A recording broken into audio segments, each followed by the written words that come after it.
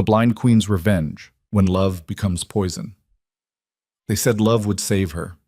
They lied. Alara Vance, blind, dying, and utterly betrayed, stood in the rain with nowhere left to run. Her husband wanted her dead. Her sister wanted her fortune. And the poison they'd been feeding her for months was finally winning, but Alara wasn't done yet.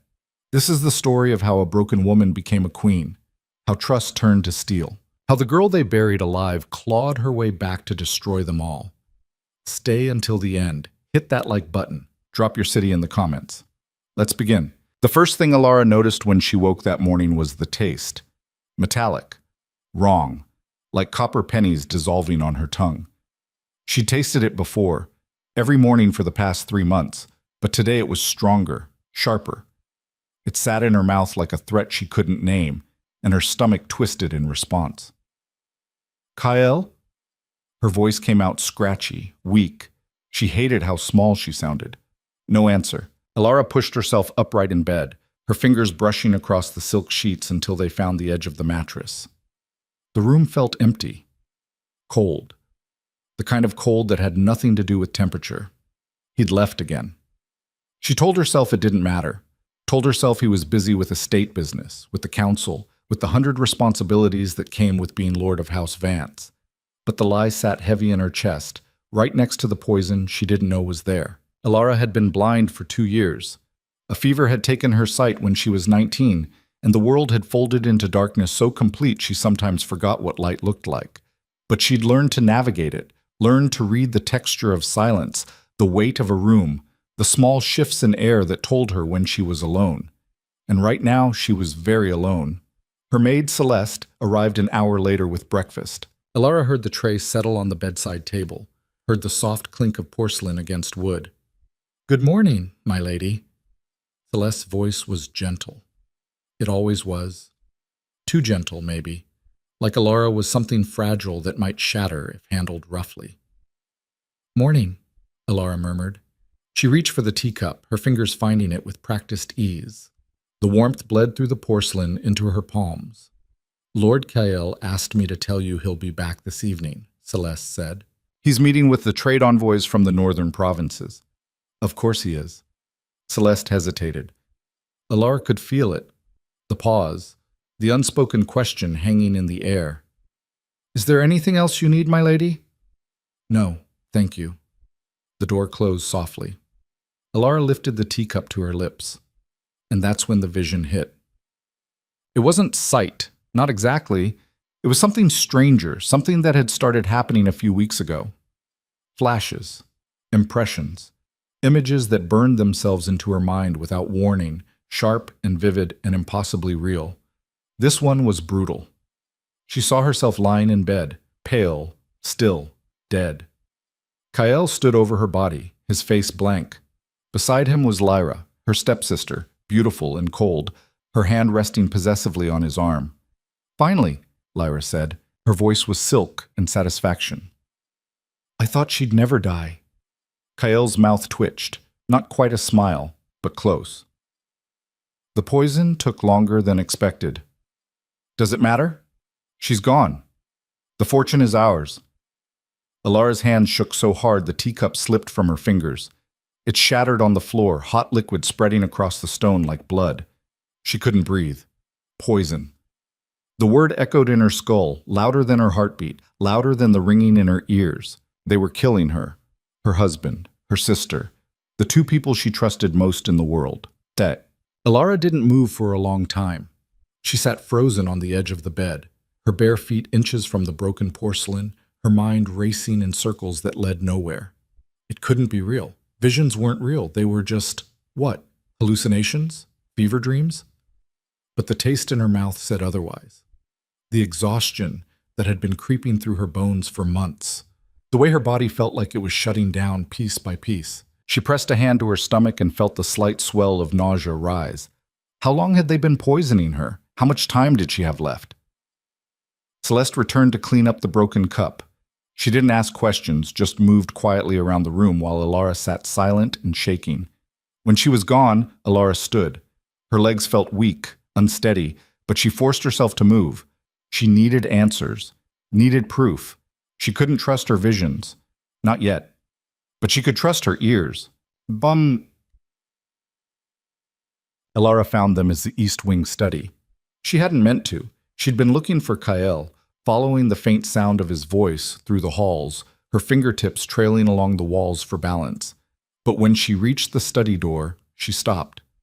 Because Lyra was with him, and they were laughing. She doesn't suspect a thing, Lyra said. Her voice was light, amused. Honestly, Kael, I'm almost impressed. You've played the doting husband so well. It's not difficult, Kael replied. She's blind. Half the time she doesn't even know I'm lying. Alara's breath caught. How much longer? Lyra asked. Dr. Marin says another month, maybe less. The doses have been increasing. Good. I'm tired of waiting. Once she's gone, we can finally be together properly. No more sneaking around. There was a pause. Then the sound of movement, footsteps crossing the room, fabric rustling. You're beautiful, Kael murmured. And you're mine, Lyra whispered back. The kiss that followed was audible, wet, deliberate. Alara's stomach heaved. She turned and walked away as quietly as she'd come, her hand pressed to her mouth to keep from screaming. She made it back to her room before she vomited. It was violent and sudden, her body rejecting everything, the tea, the truth, the last shreds of hope she'd been clinging to. She collapsed beside the basin, gasping, her whole body shaking. They were going to kill her. Not someday. Not eventually. Soon. And there was nothing she could do about it. Elara wiped her mouth with the back of her hand and forced herself to think. She had no allies. No family except the ones trying to murder her. Her father was dead. Her mother had remarried when Elara was 12, bringing Lyra and her cold, calculating stepmother into their lives. Her younger brother Finn had disappeared 6 months ago. Run off, everyone said, though Elara had never believed it. She had no money of her own. Everything was tied up in the estate, in Kael's name now that they were married. She had no sight, no strength, no time. But she had one thing: visions. The next vision came that night. Elara was lying in bed, staring into the darkness that was her constant companion when the world fractured again. This time she saw a road, a forest, rain falling in sheets, and a carriage, black lacquer, gold trim, wheels cutting through mud. Inside sat a man, tall, broad-shouldered. His face was sharp and cold, all hard angles and unreadable eyes. Power radiated from him like heat from a fire.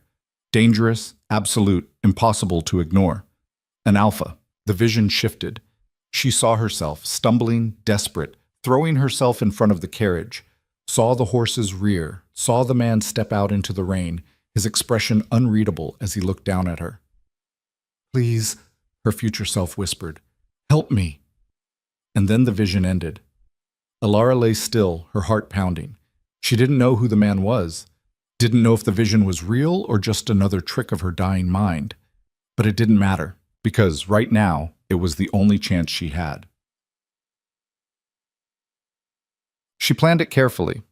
Elara had always been good at listening, at piecing together information from conversations she wasn't supposed to hear. Over the next 2 days, she mapped out Kael's schedule, Lyra's movements, the routines of the household staff. She packed nothing, couldn't risk it. Instead, she wore her warmest dress and hid a small knife in her boot, one of Finn's old blades, left behind when he disappeared. On the third night, when the house was quiet and the guards were changing shifts, Elara slipped out through the servants' entrance. The rain started almost immediately. It was cold and relentless, soaking through her dress within minutes. Elara didn't care.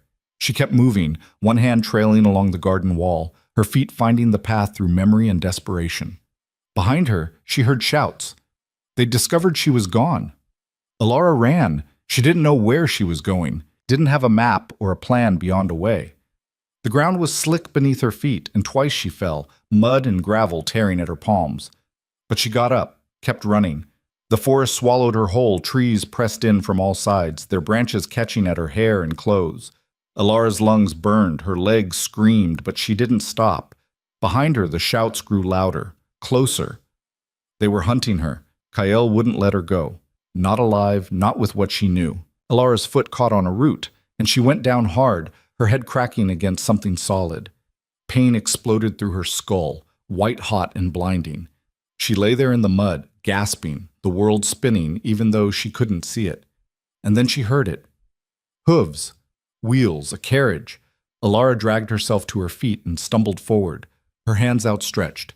She didn't know if this was the vision or just blind luck, didn't know if she was about to be saved or crushed. She threw herself into the road. The horses screamed. The carriage lurched to a stop, wheels skidding in the mud. Alara collapsed. Footsteps approached. Slow, deliberate. A voice cut through the rain, deep, cold, and absolutely in control. "What the hell do you think you're doing?" Alara looked up, even though she couldn't see him. Rain streamed down her face, mixing with blood from the cut on her temple. "Please," she whispered, "they're going to kill me." Silence. "Then, who are you?" "Alara Vance. I'm the daughter of House Vance. My husband and my sister are trying to murder me. I have nowhere else to go." Another pause, longer this time. "Get in," the man said finally. Strong hands gripped her arms and hauled her to her feet. Alara stumbled forward, was half lifted into the carriage. The door slammed shut behind her. The interior was warm and dry and smelled faintly of leather and smoke. Alara sagged against the seat, her whole body shaking. Across from her, the man spoke again. "I'm Darius Wolfe, Alpha King of the Northern Territories." His voice was flat, uninflected. "And you just made this very complicated." Alara's breath hitched. She'd heard of him. Everyone had. Darius Wolfe, ruthless, powerful, untouchable. A king who ruled with an iron fist and trusted no one. "I don't need your pity," she said, her voice steadier than she felt. "I need your protection, just until I can—" "Until you can what?" Darius interrupted. "Go back? They'll kill you the moment you set foot in that house." "I know." "Then what do you want?" Alara lifted her head, her blind eyes fixed on where she thought he was sitting. "I want revenge." The silence that followed was heavy. Darius didn't answer right away. The carriage started moving again, wheels creaking, rain drumming against the roof. When he finally spoke, his voice was low and considering. "Revenge is expensive. I'll pay whatever price you name." "You don't have anything to pay with. You said it yourself. You're a fugitive from your own house." "Then I'll owe you," Alara said. "A life debt. Whatever you want. Just help me destroy them." Bold words from someone who can't even see. Alara's jaw tightened. "I don't need to see to know what they've done, and I don't need sight to make them pay for it." Another pause. Then Darius laughed, short, sharp, humorless. "You've got fire," he said. "I'll give you that." "Is that a yes?" "It's a maybe. Tell me everything. Start from the beginning. And don't lie to me, Alara Vance. I'll know." So she did. She told him about the poison, the visions, the overheard conversation, the months of weakness and pain she'd attributed to illness, never suspecting the people she loved were the ones killing her. Darius listened without interrupting. When she finished, the carriage had gone quiet except for the rain. "Your visions," he said finally. "How reliable are they?" "I don't know. They started a few weeks ago, but everything I've seen so far has come true." "Show me." "What?" "You said you saw me in a vision. What did you see?" Alara hesitated. Then, "You. This carriage. Me throwing myself in front of it. You asking who I was." "And what happens next?" "I don't know. The vision ended." Darius made a thoughtful sound. "Convenient." "I'm not lying." "I didn't say you were." He shifted in his seat. "Here's my offer. You stay with me, under my protection. In exchange, you tell me everything your visions show you. If they're useful, if they prove to be real, I'll help you take down House Vance. And if they're not, then you're a mad woman I picked up in the rain and you'll be someone else's problem." It wasn't kind, wasn't comforting, but it was honest. Alara nodded. "Deal." "Good. Now sit back and rest. You look like death." She almost laughed, because that's exactly what she was supposed to be, dead. But instead she was here, alive, and burning with a purpose that felt sharper than any blade. Kyle and Lyra had made a mistake.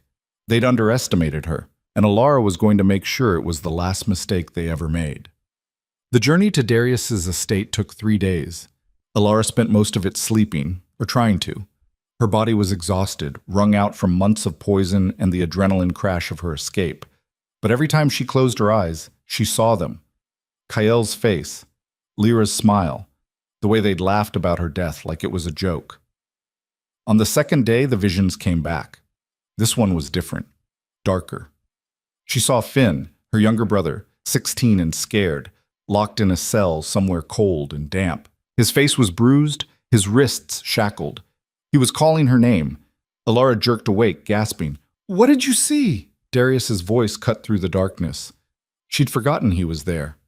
Forgotten she wasn't alone.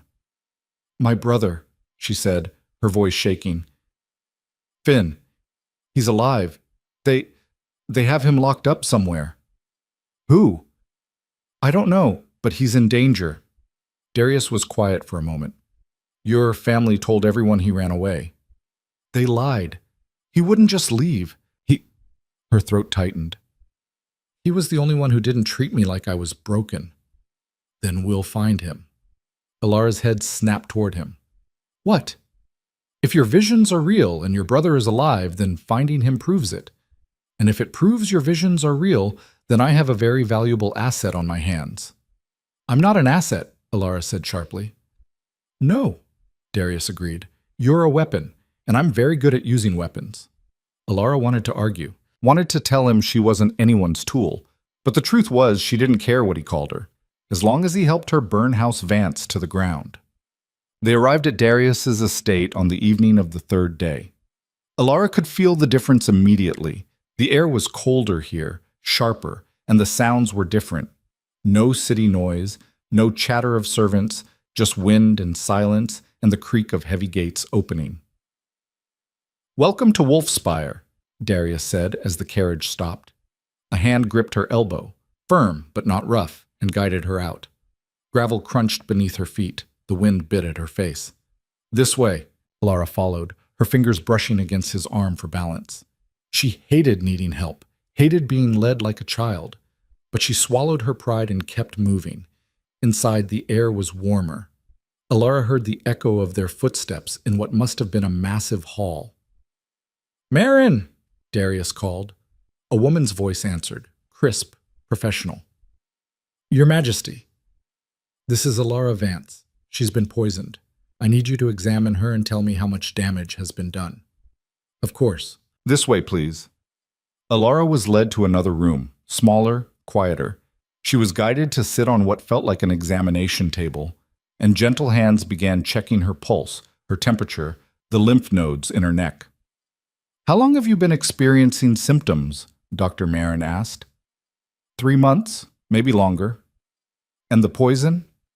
"I don't know what it is. I've been getting weaker, tired, nauseous." Marin made a thoughtful sound.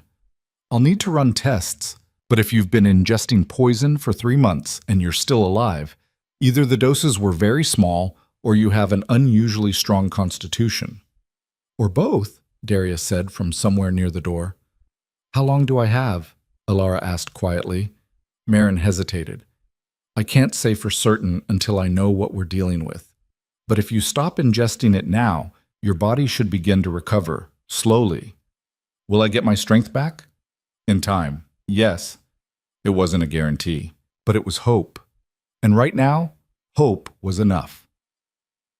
That night, Alara lay in a bed that wasn't hers, in a house that wasn't home, and tried to process everything that had happened. She'd escaped. She'd survived. She'd made a deal with a king, and tomorrow the real work would begin.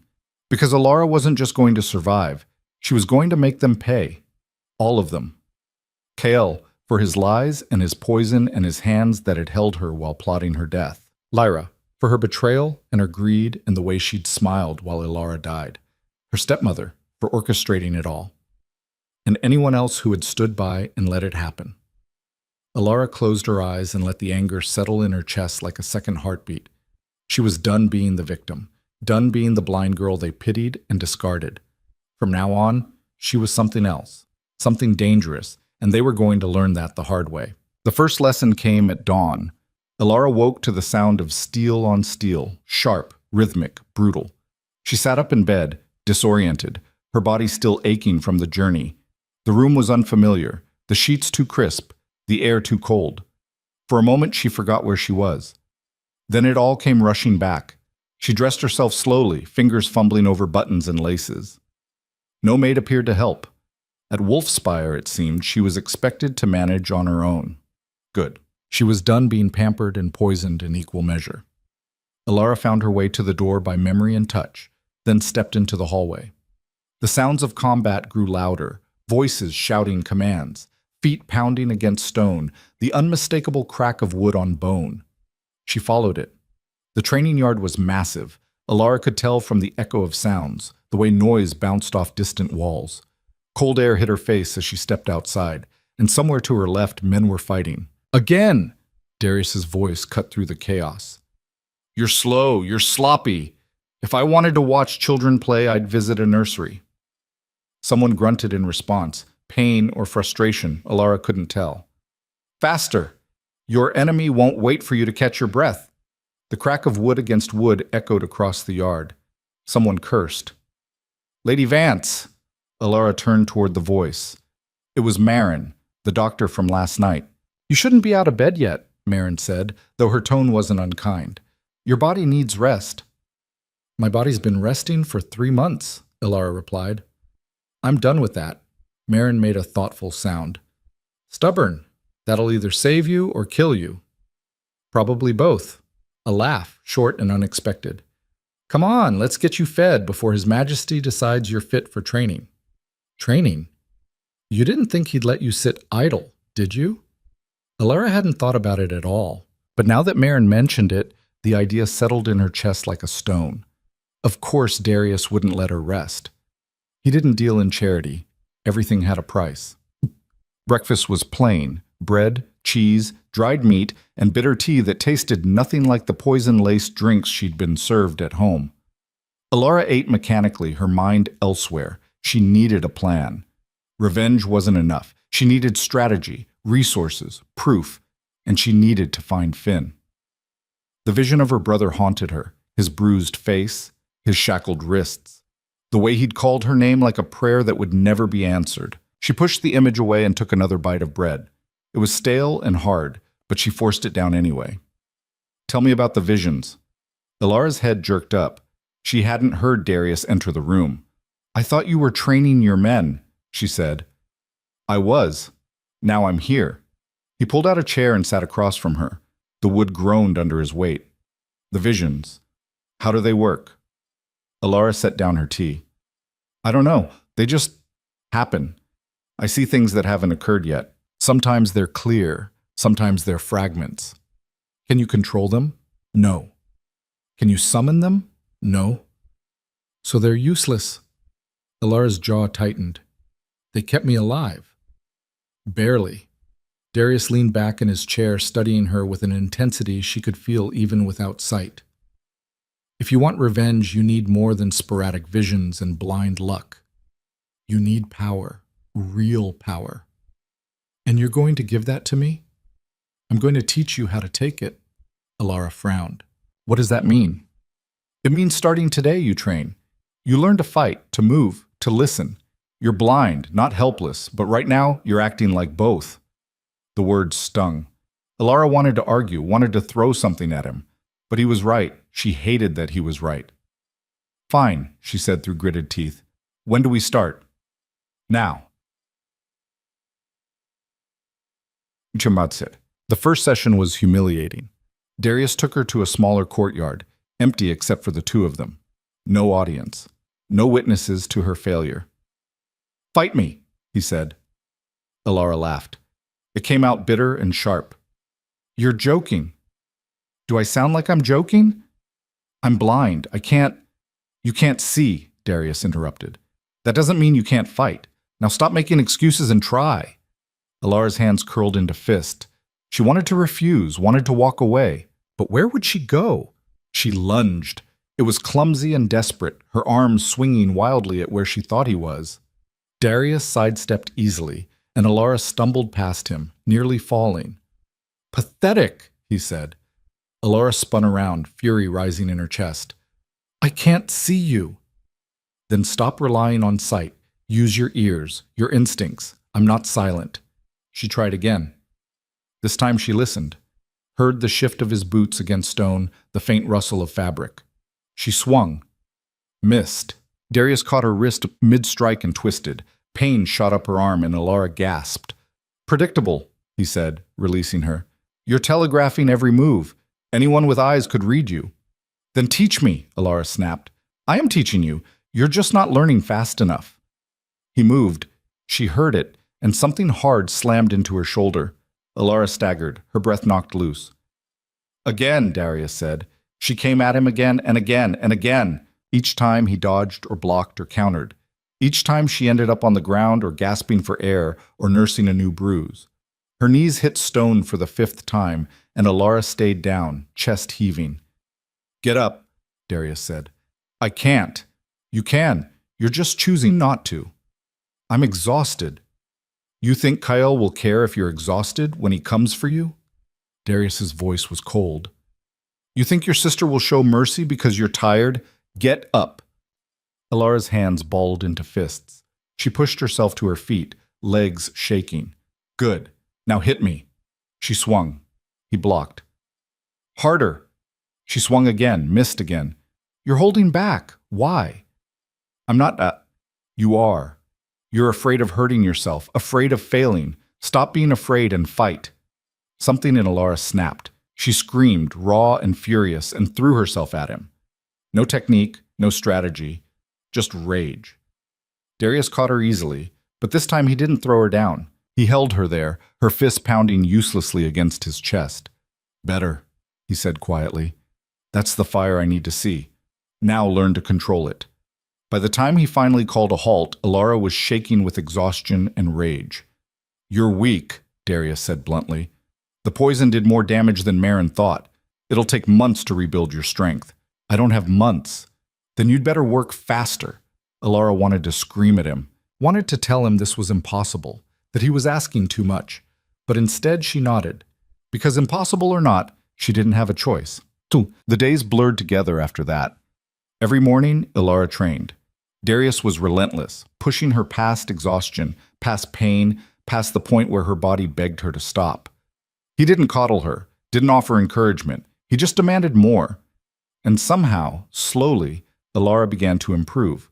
She learned to listen, not just to sound, but to the space between sounds. The way air moved when someone approached. The slight shift in temperature when a body was near. She learned to fall without breaking, to strike without hesitation. She learned to hurt people, and she learned to enjoy it. One morning, she actually landed a hit, her fist connecting with Darius's ribs. It wasn't hard enough to do real damage, but it was enough to make him grunt. Better, he said. It was the closest thing to praise she'd gotten from him. Alara smiled. The visions continued. Some were small, flashes of conversations, glimpses of faces she didn't recognize. Others were vivid and terrible. One night she saw Kyle standing in her empty bedroom, his face twisted with fury. She's alive, he snarled. I know it. Lyra stood beside him, pale and worried. How? The hunters said, I don't care what they said. She's out there, and when I find her, I'll finish this myself. What if she went to the authorities? What if she tells them about... She has no proof, Kyle interrupted. No one will believe a blind woman over me. She's not stupid, Kale. If she escaped, she had help. Then we find out who helped her, and we kill them too. Alara woke gasping, her heart pounding.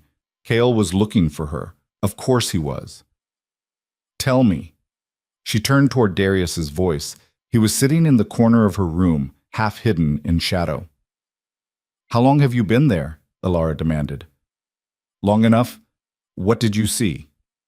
She told him. When she finished, Darius was sentient for a long moment. He won't find you here, he said finally. Wolfspire is protected. Even if he knew where to look, he'd never make it past the gates. And if he does, then I'll kill him myself. It wasn't a boast, just a fact. Alara exhaled slowly. Why are you helping me? I told you, you're useful. That's not an answer. Darius stood, moving toward the door. Get some sleep, Alara. Tomorrow's going to be worse. He left before she could argue. 2 weeks into her training, the vision of Finn came back. This time, it was clearer. Alara saw the cell, stone walls slick with damp, iron bars rusted and old. Finn was thinner than before, his face gaunt, his eyes hollow. He was whispering something over and over. "Alara, please, Alara!" She saw a guard walk past, saw the emblem on his uniform, a serpent coiled around a rose. House Vance. They were keeping him in the family dungeons. The vision shifted. She saw her stepmother, cold and elegant, standing in the corridor outside Finn's cell. "Let him rot," the woman said. "He served his purpose." "And if Alara comes for him," a guard asked, "then we'll have her exactly where we want her." The vision ended. Alara woke with tears streaming down her face. "I know where he is," she told Darius at breakfast. He set down his cup. "Where?" "The dungeon's beneath House Vance. There's a guard, tall, scarred face, serpent emblem on his chest." "Oh, that's half the guards in your family's employ." "Then we narrow it down." Alara leaned forward. "You said if my visions proved useful, you'd help me. This is useful. My brother is alive, and they're torturing him." Darius studied her for a long moment. "Rescuing him means going back into enemy territory, with no guarantee we'll succeed." "I know. It's a trap waiting to happen. I know. And you still want to do this?" "He's my brother," Alara said quietly. "He's the only family I have left who didn't try to kill me. So yes, I still want to do this."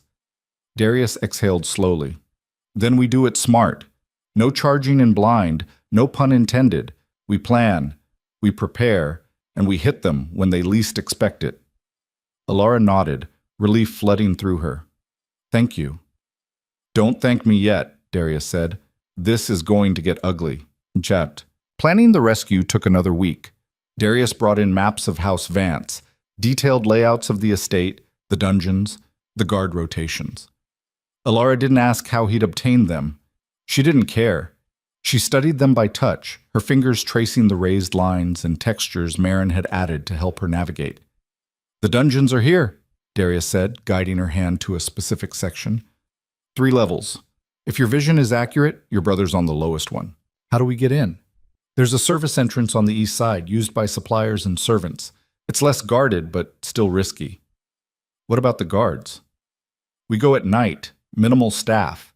I'll bring 3 men, enough to handle trouble, not enough to draw attention." Alara shook her head. "I'm coming with you." "No." "He's my brother." "And you're still recovering from being poisoned," Darius interrupted. "You're not ready for a fight."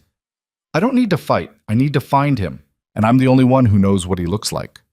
Darius was silent. "You need me," Alara pressed. "Admit it." "I need you alive," he said finally. "If you come and something goes wrong, then I die, just like I would have if you'd left me in that road." Darius exhaled sharply. "You're infuriating." "So I've been told." Another pause. Then, "Fine. But you follow my orders. No heroics, no improvisation. Understood?" "Understood." Liar, Alara thought, but she kept her mouth shut. They left under cover of darkness. Alara rode in a plain carriage with Darius and his men, 3 soldiers whose names she didn't bother learning. She could feel their skepticism radiating off them in waves. "She's going to get us killed," one of them muttered. "Quiet," Darius said. "With respect, Your Majesty, bringing a blind woman on a rescue mission is—" "I said quiet." Darius's voice dropped to something dangerous.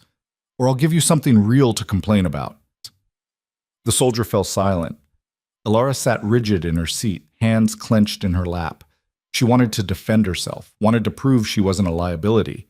But actions would speak louder than words. The journey took hours. When they finally stopped, Alara could smell it, the familiar scent of the Vance estate. Roses and wood smoke and expensive perfume. It made her stomach turn. "We move fast," Darius said. "Alara stays between me and Garrett. No one engages unless necessary." The men murmured agreement. Alara's heart was pounding so hard she thought it might break through her ribs. They moved through the dark like ghosts. Alara clung to Garrett's arm, letting him guide her while she focused on listening. Every sound felt amplified. The The crunch of gravel, the distant hoot of an owl, the whisper of wind through trees. The service entrance was exactly where Darius said it would be.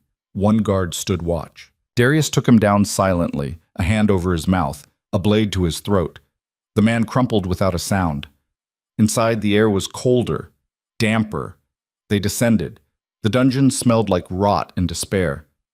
Alara's stomach churned, but she forced herself to keep moving. Stone stairs spiraled downward, 1 level, then 2, then 3. The air grew thicker with each step, heavy with moisture and decay. "There," Alara whispered, pointing toward a cell at the far end. Darius moved ahead, checking for guards. Found none. The cell door was locked, but one of the soldiers made quick work of it. Metal scraped against metal, and the door swung open with a groan that seemed impossibly loud. And there, hunched in the corner, barely visible in the dim light, was Finn. Alara's breath caught. "Finn," she whispered. He looked up. His face was bruised, his wrists raw from shackles, but his eyes were still the same. "Alara?" His voice cracked. You're dead. They said..." "I'm not dead." She moved forward, her hands finding his face, his shoulders. He was real, solid, alive. "I'm here. I'm getting you out." Tears streamed down his cheeks. "How?" "Later." "Can you walk?" "I think so." Darius cut through the shackles with a single strike. Finn stumbled to his feet, leaning heavily on Alara. "Let's move," Darius said. They made it halfway up the stairs before the alarm bells started ringing. The sound was deafening, metal clanging against metal, echoing through the dungeons like thunder. "Run!" Darius barked. Alara dragged Finn forward, her heart in her throat. Behind them, she heard shouts, guards pouring into the dungeons. "Intruders! East Wing! Sound the bells! Wake the house!" They burst through the service entrance into the night. Horses were waiting, already saddled. "Get on!" Darius shouted. Alara hauled Finn onto a horse, then climbed up behind him. Garrett pulled her up roughly, and they were moving, galloping through the dark, the estate shrinking behind them. Arrows whistled past. One grazed Alara's arm, and she gasped, pain blooming hot and sharp. "Don't stop!" Darius roared. They didn't. They rode until the estate was nothing but a distant glow on the horizon, until the only sound was hooves and heavy breathing. When they finally slowed, Alara was shaking so hard she could barely hold on. But Finn was alive. They'd done it. Autokos, Ota. Back at Wolfspire, Marin took one look at Finn and immediately ushered him to the infirmary. Alara wanted to follow, but Darius caught her arm. "Not yet. Let Marin work. He's my brother, and he'll still be your brother in an hour. Right now you need to tell me what the hell just happened." Alara frowned. "What do you mean?" "The alarm," Darius said. "It went off too fast. We were careful. No one should have known we were there." "Maybe a guard saw us." "Maybe." But Darius didn't sound convinced. He released her arm and walked away, leaving Alara standing alone in the dark. A chill ran down her spine. Someone had known they were coming, which meant someone at Wolfspire had talked. The next morning, Finn was awake. Alara sat beside his bed, her hand gripping his. "I thought you were dead," he said quietly. "They told me you were dead." "Who told you?" "Stepmother, Lyra, Kyle, all of them." His voice shook. "They locked me down there and said if I ever tried to escape, they'd kill you, so I stayed. I stayed because I thought, it's okay," Alara whispered. "You're safe now." "Am I?" Finn's hand tightened around hers. "Alara, they're not going to stop. Kyle won't stop. Not until you're..." "I know." Alara's voice hardened. "That's why I'm going to destroy him first." Finn was quiet for a long moment. Then, "How?" "I don't know yet, but I'll figure it out." "You're different," Finn said. "You sound angrier." "I am angrier." "Good. You should be." Alara smiled faintly. It felt strange on her face, like a muscle she'd forgotten how to use. "Tell me what happened," she said. "Why did they lock you up?" Finn exhaled slowly. "I overheard them, stepmother and KL. They were talking about the poison, about how long it would take to kill you. I confronted them, told them I'd go to the authorities. And? Kael laughed, said no one would believe a 16-year-old boy over a noble lord. Then stepmother had me arrested, told everyone I'd stolen from the family coffers and run away in shame. Rage burned hot in Alara's chest. How long were you down there? 6 months.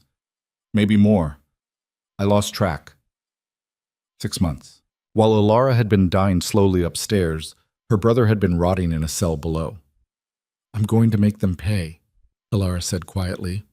All of them. I'll help you, Finn said. Whatever you need. Right now, I need you to rest. Get your strength back. And then? Then we burn House Vance to the ground. That night, another vision came. This one was the worst yet. Alara saw herself standing in a great hall surrounded by nobles and courtiers. Kael was there, his face twisted with rage. Lyra stood beside him, pale and trembling, and on the floor between them lay a body. Darius. Blood pooled beneath him, dark and spreading. His eyes were open but empty. Alara screamed, tried to run to him, but her legs wouldn't move. Kael smiled. Did you really think you could win? The vision shattered. Alara woke gasping, her whole body drenched in sweat. She found Darius in his study, poring over maps by candlelight. I saw you die, she said without preamble. Darius looked up. When? I don't know. Soon. Kael was there, and Lyra, and... Her voice broke. There was so much blood. Darius set down his quill. How did it happen? I don't know. The vision ended before... Then we prepare for every possibility. He stood, moving toward her. Your visions aren't prophecies, Alara. They're warnings, and warnings can be heeded. What if we can't stop it? Then we make sure I take him down with me. It wasn't comforting, but it was something. Alara nodded slowly. There's a traitor. Someone told them we were coming for Finn. I know. Do you know who? Not yet, but I will. His voice was cold, final. Whoever the traitor was, they were already dead. They just didn't know it yet. The breakthrough came 3 days later. One of Darius's soldiers, a man named Corvin, was found dead in his quarters, poisoned. On his desk was a letter, half-written, addressed to House Vance. Darius burned it without reading the rest. There may be others, he said to Alara that night. I'm tightening security. No one comes in or out without my knowledge. Do you trust anyone? No. Alara almost laughed. Not even me. Darius turned to look at her. In the firelight, his face was all sharp angles and shadow. You're the only one I trust, he said quietly, because you have everything to lose. It was the closest thing to a compliment he'd ever given her, and it terrified her, because Darius Wolf didn't trust easily, which meant if she failed him, if her visions proved false, if her revenge fell apart, she'd lose the only ally she had. Alara swallowed hard. I won't let you down. See that you don't. He left her standing by the fire, her heart pounding and her mind racing. The next morning brought another vision, this one sharper, more immediate. She saw Kael in a council chamber surrounded by other nobles. He was speaking, his voice smooth and convincing. The Alpha King harbors my wife, he said. A woman who has committed treason against House Vance. I demand her return. An older man, gray-haired and stern, shook his head. Without proof, Lord Vance, we cannot compel... I have proof. Kael produced a document. Her own brother's testimony. He confessed to her crimes before he fled. The vision ended. Alara's blood ran cold. They were going to use Finn against her. Somehow, they'd forge his testimony. Make it look like he'd accused her of treason. She found Darius immediately and told him everything. They're coming for me, she said, using the law, using Finn. Then we get ahead of it, Darius replied. Your brother is here, alive. His testimony will disprove whatever lies they've manufactured. Will it be enough? It has to be. But Alara could hear the doubt in his voice. The war with House Vance had begun, and blood was coming. The summons arrived 5 days later. A royal courier delivered it at dawn, sealed with the emperor's crest, heavy parchment that crackled when Darius unfolded it. Alara sat across from him in the study, listening to the silence that followed. What does it say? She asked finally. We're being summoned to the imperial court. 2 weeks from now. Darius's voice was flat. House Vance has filed a formal petition. They're accusing you of theft, conspiracy, and attempted murder of your husband. Alara's hands clenched in her lap. Attempted murder? Apparently you poisoned Kyle's wine before you fled. He's claiming he barely survived.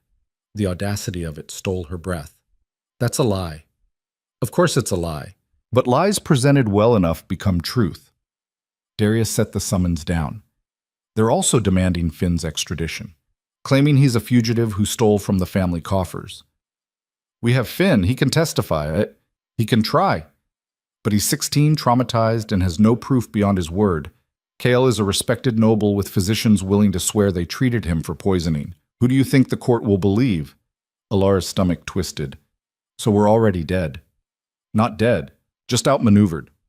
Darius stood, pacing to the window. They're forcing us into the open, making us play on their ground. Then we don't go. If we don't go, the Emperor issues a warrant. I'd be harboring a known criminal. It would give them legal grounds to move against Wolfspire. So we're trapped. We're cornered, Darius corrected. There's a difference. Alara heard the edge in his voice. Not defeat, but calculation. He was already thinking 3 moves ahead. What do we do? She asked. We go. But we don't go defenseless. He turned back toward her. Your visions. Can you control them at all? Force them to show you something specific? I've tried. They come when they want to. Try harder. We need to know what Kyle's planning, what proof he thinks he has, every advantage he's holding. And if I can't, then we walk into that court blind. Again, no pun intended, and hope we're faster on our feet than they are. It wasn't a plan. It was barely even hope, but it was all they had. Alara spent the next 3 days trying to summon visions. She pushed herself past exhaustion, meditating, focusing, willing the images to come. Marin gave her herbs that were supposed to enhance perception. Darius had her spar until she collapsed, thinking pain might trigger something. Nothing worked. The visions came on their own schedule, as capricious and unreliable as ever. On the 4th night, Alara gave up. She sat in her room, head in her hands, frustration burning through her like fever. A knock at the door. Come in, she said tiredly. Footsteps. Too light to be Darius. Too hesitant to be Marin. Alara? Finn? She lifted her head. You should be resting. I've been resting for 6 months. He sat down beside her. You look terrible. Thank you. I'm serious. When's the last time you slept? Alara didn't answer, couldn't remember. Finn was quiet for a moment. Then, they're going to use me against you, aren't they? We won't let them. How? I was locked in a dungeon for half a year. I don't have proof of anything except that I'm exactly what they say I am, a runaway who got caught. You didn't run away. You were imprisoned. Can we prove that? Alara's silence was answer enough. Finn exhaled slowly. I'm sorry. This is my fault. If I hadn't confronted them, don't. Alara's voice was sharp. Don't apologize for trying to save my life. You're the only one who did. And now we're both going to die for it. We're not going to die. You don't know that. No, Alara admitted. But I'm going to fight like hell to make sure we don't. Finn leaned against her shoulder. He felt thinner than she remembered. Frailer. I'm scared, he whispered. Me too. It was the first time she'd said it out loud, and somehow, admitting it made it easier to breathe. The vision came that night, violent, sudden, overwhelming. Alara saw the imperial court, vast and golden, filled with nobles in silk and jewels. She saw herself standing before the emperor, Darius at her side. Kael was there. Lyra, her stepmother, and someone else.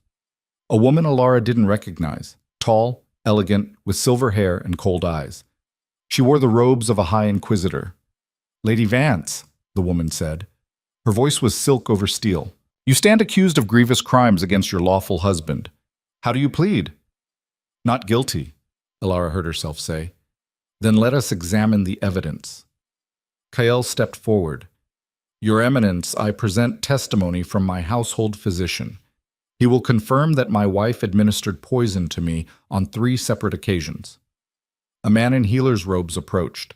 Alara recognized his voice. Dr. Halverson, the family physician who'd treated her supposed illness for months. The same man who'd probably been helping them poison her. I treated Lord Vance for acute toxin exposure, Halverson said smoothly. The symptoms were consistent with nightshade poisoning. When I questioned him, he revealed his wife had been acting strangely, paranoid, delusional. I believe she was suffering from a mental affliction. Lies. All lies.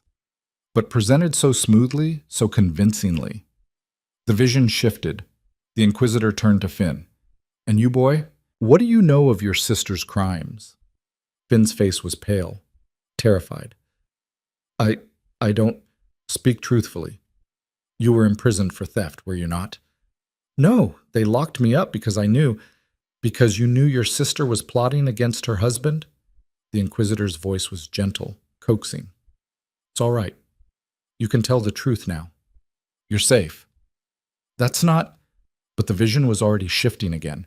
This time Alara saw Darius standing rigid, his jaw clenched. You would accuse a member of the imperial nobility based on the testimony of a disgraced physician and a traumatized child? He said coldly.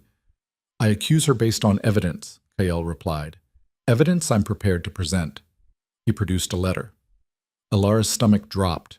She recognized the handwriting, her own.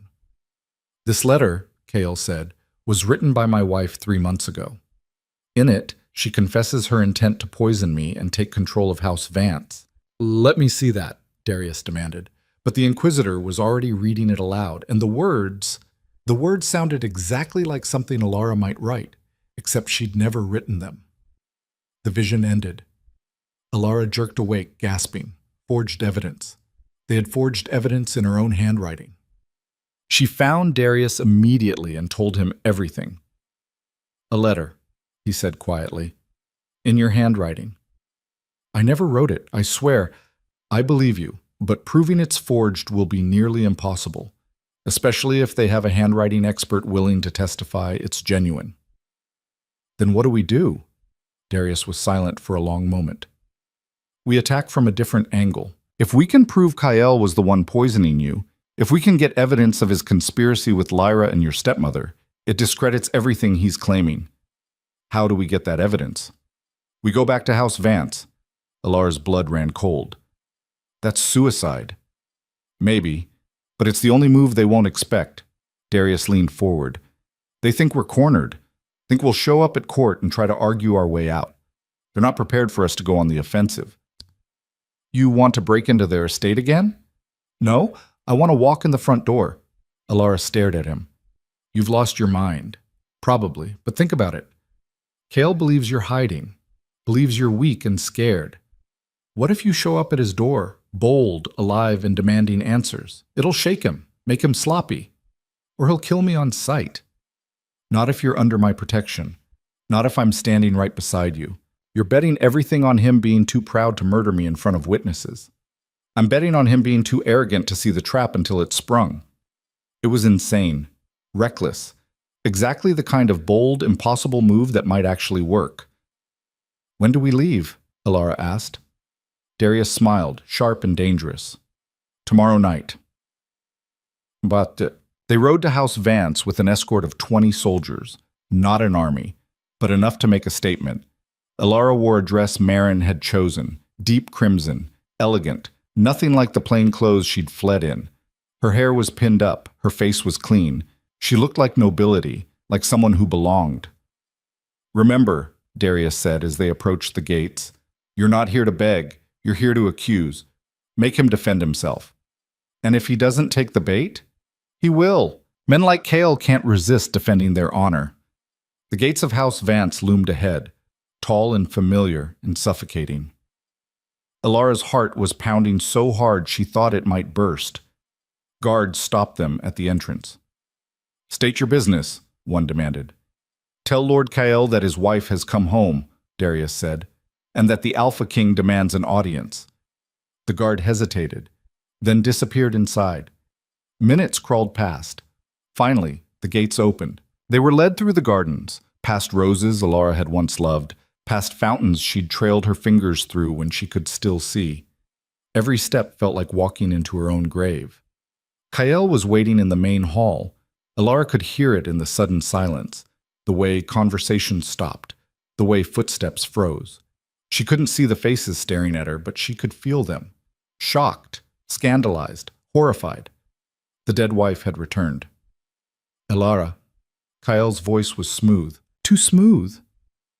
What a surprise. Is it? Alara kept her chin up, her voice steady. You've been searching for me, haven't you? Searching for my wife? Of course. I've been worried sick. Liar. The word fell like a stone into water. Gasps rippled through the room. I know what you did, Alara continued. I know about the poison, about Lyra, about Finn locked in your dungeons for months. You're unwell, Kael said, his voice taking on a patronizing edge. Doctor, Halverson warned me you were suffering delusions. The only delusion was thinking you ever loved me. Alara, please, you're embarrassing yourself. Am I? She took a step forward. Or am I embarrassing you? Darius's hand touched her elbow, a warning. Don't push too hard, not yet. But Alara was done being careful. You tried to kill me, she said clearly. You and Lyra poisoned me for months. And when that wasn't fast enough, you planned to finish me off and take my inheritance. These are serious accusations, Kael said. His voice was still calm, but Alara could hear the tension underneath. Do you have proof? I have my brother, alive, despite your claims that he ran away. Your brother is a thief. My brother is a witness, and he's going to tell the Imperial Court exactly what you did. Finally, she heard it. The crack in Kael's composure. You don't know what you're doing, he said quietly. Don't I? You think the Alpha King will protect you forever? You think anyone will believe a blind woman over me? I think they'll believe evidence, Darius cut in, which is why we're here to collect it. Kael laughed. You have no authority here. Actually, I do. As an Alpha King summoned to Imperial Court, I have the right to investigate crimes that fall under my jurisdiction. Your wife is currently under my protection, which makes her my jurisdiction.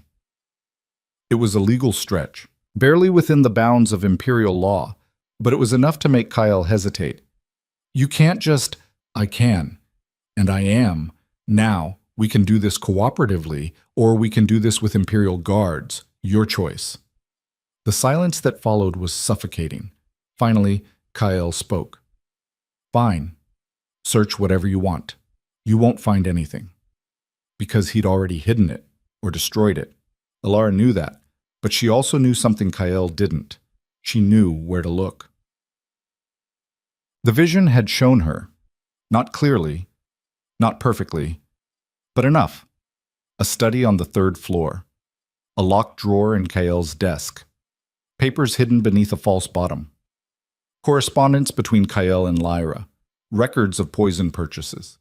Dr. Halverson's notes on dosages. Everything they needed. Darius's men searched the house methodically. Alara waited in the main hall, listening to doors open and close, to Kael's increasingly agitated pacing. This is a waste of time, he muttered. Then you have nothing to worry about, Alara replied. Footsteps on the stairs. Running. One of Darius's soldiers appeared. Your Majesty, we found something. Kael went very still. They brought the papers down, a stack of letters, receipts, physician's notes. Darius read through them quickly, his expression darkening. Well, he said quietly, this is damning. Those are forgeries, Kael said immediately. Are they? Because this one is dated 6 months ago, and it details exact dosages of nightshade to be administered to Lady Vance, signed by Dr. Halverson. Anyone could have written that. And this one, Darius continued, holding up another letter. From Lyra to you, discussing how to dispose of Alara's body once the poison finished its work. The room had gone deathly silent. Alara's hands were shaking. She forced them still. Where's Lyra? She asked quietly. She's not here, Kael said. Where? I don't. Where's my sister? Alara's voice rose. A door opened somewhere above them. Footsteps. Then Lyra's voice, high and panicked. Kael, what's happening? Why are there soldiers? She stopped. Alara couldn't see her, but she could imagine it. Lyra frozen at the top of the stairs, staring down at the ghost she thought was dead. Hello, Lyra, Alara said softly. You're alive. Yes, disappointing, isn't it? This is a mistake, Lyra said quickly. Kael, tell them, shut up, Kael snapped. Too late. The panic in Lyra's voice had already sealed it. Darius folded the letters carefully. Lord Kael Vance, Lady Lyra Vance, you're both under arrest for attempted murder and conspiracy. You'll be held until the Imperial Court convenes. You can't arrest me, Kael snarled. I'm a noble, and I'm an Alpha King. Watch me. Guards moved forward. Kael lunged, not at them, but at Alara. Darius was faster. He stepped between them, his hand catching Kael's wrist mid-swing. The crack of bone was audible. Kael screamed. Touch her again, Darius said quietly, and I'll do worse than break your wrist. Alara stood frozen, her heart pounding. She'd done it. They'd actually done it. But the victory was short-lived, because that night, another vision came. Alara saw the Imperial Court again, saw herself standing before the Inquisitor, but this time there was someone else, her stepmother. The woman stood calm and composed, her hands folded elegantly. When she spoke, her voice was smooth as silk. Your Eminence, I'm afraid my daughter and son-in-law have been falsely accused. The evidence against them was planted by Lady Alara herself, with the help of the Alpha King. That's absurd, Darius said in the vision. Is it? Lady Alara has been living under your roof for weeks. She's had ample time to forge documents, to create false testimony. And you, Your Majesty, you have a vested interest in discrediting House Vance. We all know about the trade disputes between our houses. The Inquisitor's expression didn't change. Continue. I believe Lady Alara orchestrated this entire scheme. The alleged poisoning, her brother's supposed imprisonment, all of it designed to seize control of House Vance's assets with the Alpha King's help. And what proof do you have of this? The stepmother smiled. I have a witness, someone who saw Lady Alara and the Alpha King conspiring together, someone willing to testify under oath. A figure stepped forward, Dr. Marin. Alara's blood ran cold. I'm sorry, Marin said in the vision, her voice soft, but I can't lie for you anymore. The vision shattered. Alara woke gasping, her whole body shaking. Marin, the woman who'd saved her life, the woman she'd trusted, was going to betray her. She confronted Marin at dawn. Is it true? Alara demanded. Are you working for them? Marin looked up from her workbench, startled. What are you talking about? I saw you, in a vision, testifying against me at the Imperial Court. Marin went very still. I'm not... Alara, I would never... Then why did I see it? I don't know. Your visions aren't always... They've been right about everything else. Not everything, Marin said quietly. You saw Darius die, remember? And he's still alive. Alara faltered. That was true. The vision of Darius bleeding out on the floor hadn't come to pass. Yet. I'm not your enemy, Marin said. I swear on my life.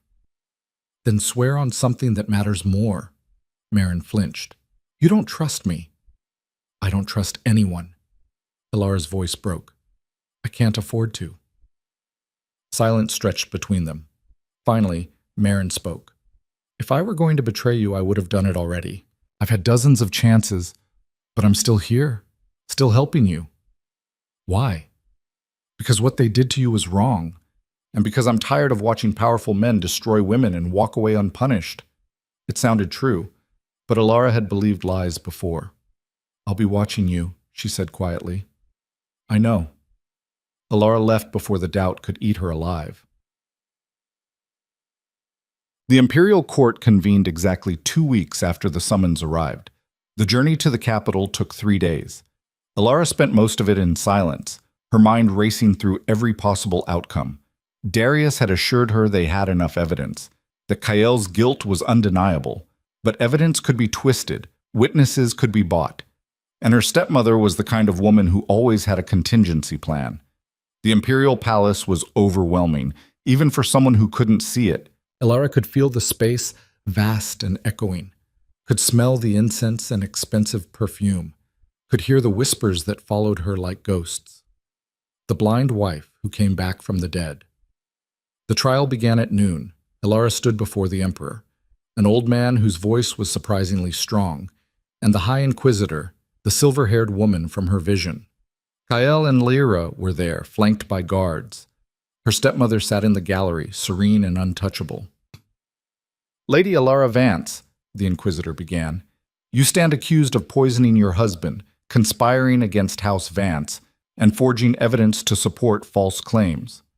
How do you plead?" "Not guilty, Your Eminence." "And you, Lord Vance? How do you answer Lady Elara's counter-accusations?" "Not guilty," Kael said smoothly. "My wife is unwell. She's been suffering delusions for months. I have medical testimony to support this." "Then let us hear it." Dr. Halverson stepped forward. Elara's hands clenched. This was it, the moment everything would fall apart or come together. "I treated Lady Vance for several months," Halverson said. "She exhibited signs of paranoia, hallucinations, and irrational behavior. I believe she was suffering from a mental affliction, possibly brought on by the trauma of losing her sight." "And the poison?" the Inquisitor asked. "I found no evidence of poisoning in Lady Vance. However, I did treat Lord Vance for toxin exposure on 3 occasions." Murmurs rippled through the court. "Administered by his wife?" the Inquisitor pressed. Halverson hesitated. "I cannot say with certainty." "Cannot? Or will not?" "I can only report what I observed." Darius stood. "Your Eminence, I'd like to submit evidence." He presented the letters they'd found, the correspondence between Kael and Lyra, the poison receipts, Halverson's own notes on dosages. The court fell silent as the Inquisitor read. When she looked up, her expression was cold. "Dr. Halverson, are these your notes?" Halverson's face went pale. Those are... Answer the question." "Yes, but... And this letter? The one discussing exact dosages of nightshade to be administered to Lady Vance? It was theoretical. Theoretical." The Inquisitor's voice could have frozen fire. "You theoretically planned to poison a noblewoman? No! I was forced. By whom?" Halverson's mouth opened, closed. He looked at Kael. Kael's expression was murderous. "By Lord Vance," Halverson whispered finally. "He threatened my family, said if I didn't help, he'd—" "Liar!" Kael roared. "You lying piece of—" "Silence," the Inquisitor commanded. But Kael was already moving. He lunged at Halverson, hands outstretched. Guards grabbed him, dragged him back. And in the chaos, Elara heard it. Her stepmother's voice, soft and poisonous. "Kael, you fool." Because Kael's outburst had just destroyed any credibility he had left. The trial continued for another hour, but the outcome was already decided. Kael and Lyra were found guilty, sentenced to imprisonment and forfeiture of all assets. House Vance was dissolved. Elara stood in the center of the courtroom, listening to the judgment, and felt nothing. No triumph, no satisfaction, just emptiness. She'd won, but it felt like losing. Darius found her afterward, standing alone in a corridor. "You did it," he said quietly. "Did I?" "Kael's finished. Lyra's finished. Your stepmother will be investigated next. And Finn?" "Exonerated, free." Elara nodded slowly. She should feel relieved, should feel vindicated. Instead, she just felt tired. "There's something else," Darius said. Elara turned toward him. "What?" "The Emperor wants to speak with you, privately." Her stomach dropped. "Why?" "I don't know. But when the Emperor summons you, you go, Shem." The Emperor received her in a small chamber, intimate, quiet, away from the chaos of the court. Elara knelt when instructed, her heart pounding. "Rise, Lady Vance." She stood. "You've caused quite a stir," the Emperor said. His voice was warm, almost amused. "A blind woman, bringing down one of the oldest noble houses in the Empire. Impressive." "I only sought justice, Your Majesty." "Justice." He seemed to taste the word. "Tell me, What do you plan to do now? Alara hadn't thought that far ahead. I don't know, Your Majesty. House Vance's assets are forfeit. That includes substantial land holdings, trade contracts, and a fortune in gold. As the wronged party, you have a legal claim to all of it. Alara's breath caught. I don't want their money. Don't be foolish. Money is power, and you're going to need power for what comes next. What comes next? The Emperor was quiet for a moment. Then, the Alpha King has proposed a marriage contract between you and him. The world tilted. What? It's a sound political move. Unites his territory with your newly acquired holdings. Solidifies both your positions. Did Darius agree to this? He proposed it. Alara's mind was reeling. Why would he? You'd have to ask him, but I'll tell you this. I'm inclined to approve it, if you consent. And if I don't? Then you walk away with your fortune and your freedom. But you'll be alone, vulnerable. There are plenty of nobles who'll see you as an easy target. It wasn't a threat, just reality. Alara's hands were shaking. Marry Darius, the man who'd saved her, trained her, stood beside her through everything, the man she didn't trust, the man she couldn't afford to trust. I need time to think, she whispered. You have 3 days. Then I'll need your answer. Alara was dismissed. She walked out of that chamber in a daze, her mind spinning. And when she found Darius waiting in the hall, she didn't know whether to thank him or slap him. You proposed a marriage contract? She said quietly. Darius looked at her steadily. Yes. Without asking me first? Would you have agreed if I'd asked? No. Exactly. He stepped closer. Alara, whether you like it or not, you're a target now. Wealthy, alone, and blind. Every ambitious noble in the empire will be circling you within a month. So you're protecting me again. I'm offering you a partnership, one where we both benefit. That's not a marriage. That's a business arrangement. Most marriages are. Alara wanted to scream at him, wanted to tell him he had no right. But he did have a right, because without him, she'd be dead. I need time to think, she said finally. 3 days. I know. And if I say no? Darius was silent for a long moment. Then I respect your decision, and we part ways. Just like that? Just like that.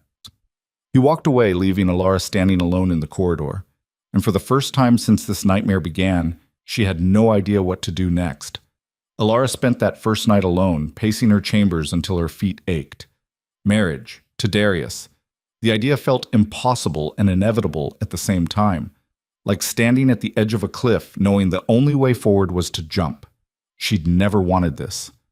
Never wanted to belong to anyone again after Kael. The thought of binding herself to another man, even one who'd saved her life, made her skin crawl. But Darius was right about one thing. Alone, she was vulnerable. Wealthy and blind and female in a world that saw all three as weaknesses to exploit. A knock interrupted her thoughts. Come in, she said tiredly. Footsteps. Light and familiar. Finn. Her brother crossed the room and sat beside her. You look like you haven't slept. I haven't. Because of the marriage proposal. Word traveled fast. You heard about that? Everyone's heard about that. The servants won't stop whispering. Finn paused. Are you going to say yes? I don't know. Do you trust him? Alara laughed bitterly. No, but I don't trust anyone. That's not true. You trust me. You're different. How? You never tried to use me. Finn was quiet for a moment. Darius could have left you in that road, could have turned you over to Kael a dozen times. He didn't. Because I'm useful to him. Maybe. Or maybe he actually gives a damn. Alara shook her head. Men like Darius don't give a damn about anyone except themselves. Men like Kael, you mean? The correction stung because it was accurate. She'd been so hurt by Kael's betrayal that she'd started seeing every man through that same poisoned lens. But Darius wasn't Kael. He was cold, calculating, and ruthless, but he'd never lied to her. Never pretended to be something he wasn't. That had to count for something. What do you think I should do? Alara asked quietly. Finn took her hand. I think you should do whatever makes you feel safest. And if that's saying no and walking away, then walk away. You've earned that right. And if I say yes, then you make sure it's on your terms, not his, not the Emperor's, yours. Alara squeezed his hand. When did you get so wise? 6 months in a dungeon gives you a lot of time to think. They sat together in silence until the candles burned low. And slowly, painfully, Alara began to see a path forward. Not the one she wanted, but the one she needed. She found Darius the next morning in the palace training yard. He was sparring with one of his soldiers, brutal, efficient movements that spoke of decades of practice. Alara listened to the rhythm of it, the clash of steel, the grunt of effort. When they finished, Darius dismissed the soldier and turned toward her. You've made a decision, he said. Not a question. I have conditions, Alara replied. Of course you do. First, this is a political alliance, nothing more. I won't share your bed unless I choose to. Agreed. The speed of his answer surprised her. Just like that? I'm not interested in forcing myself on an unwilling wife. That's Kael's game, not mine. Alara's shoulders relaxed slightly. Second, I want full access to House Vance's assets, not as your property, as mine, separately held. The lawyers won't like that. I don't care what the lawyers like. That's my condition. Darius was quiet for a moment. Then, agreed. Anything else?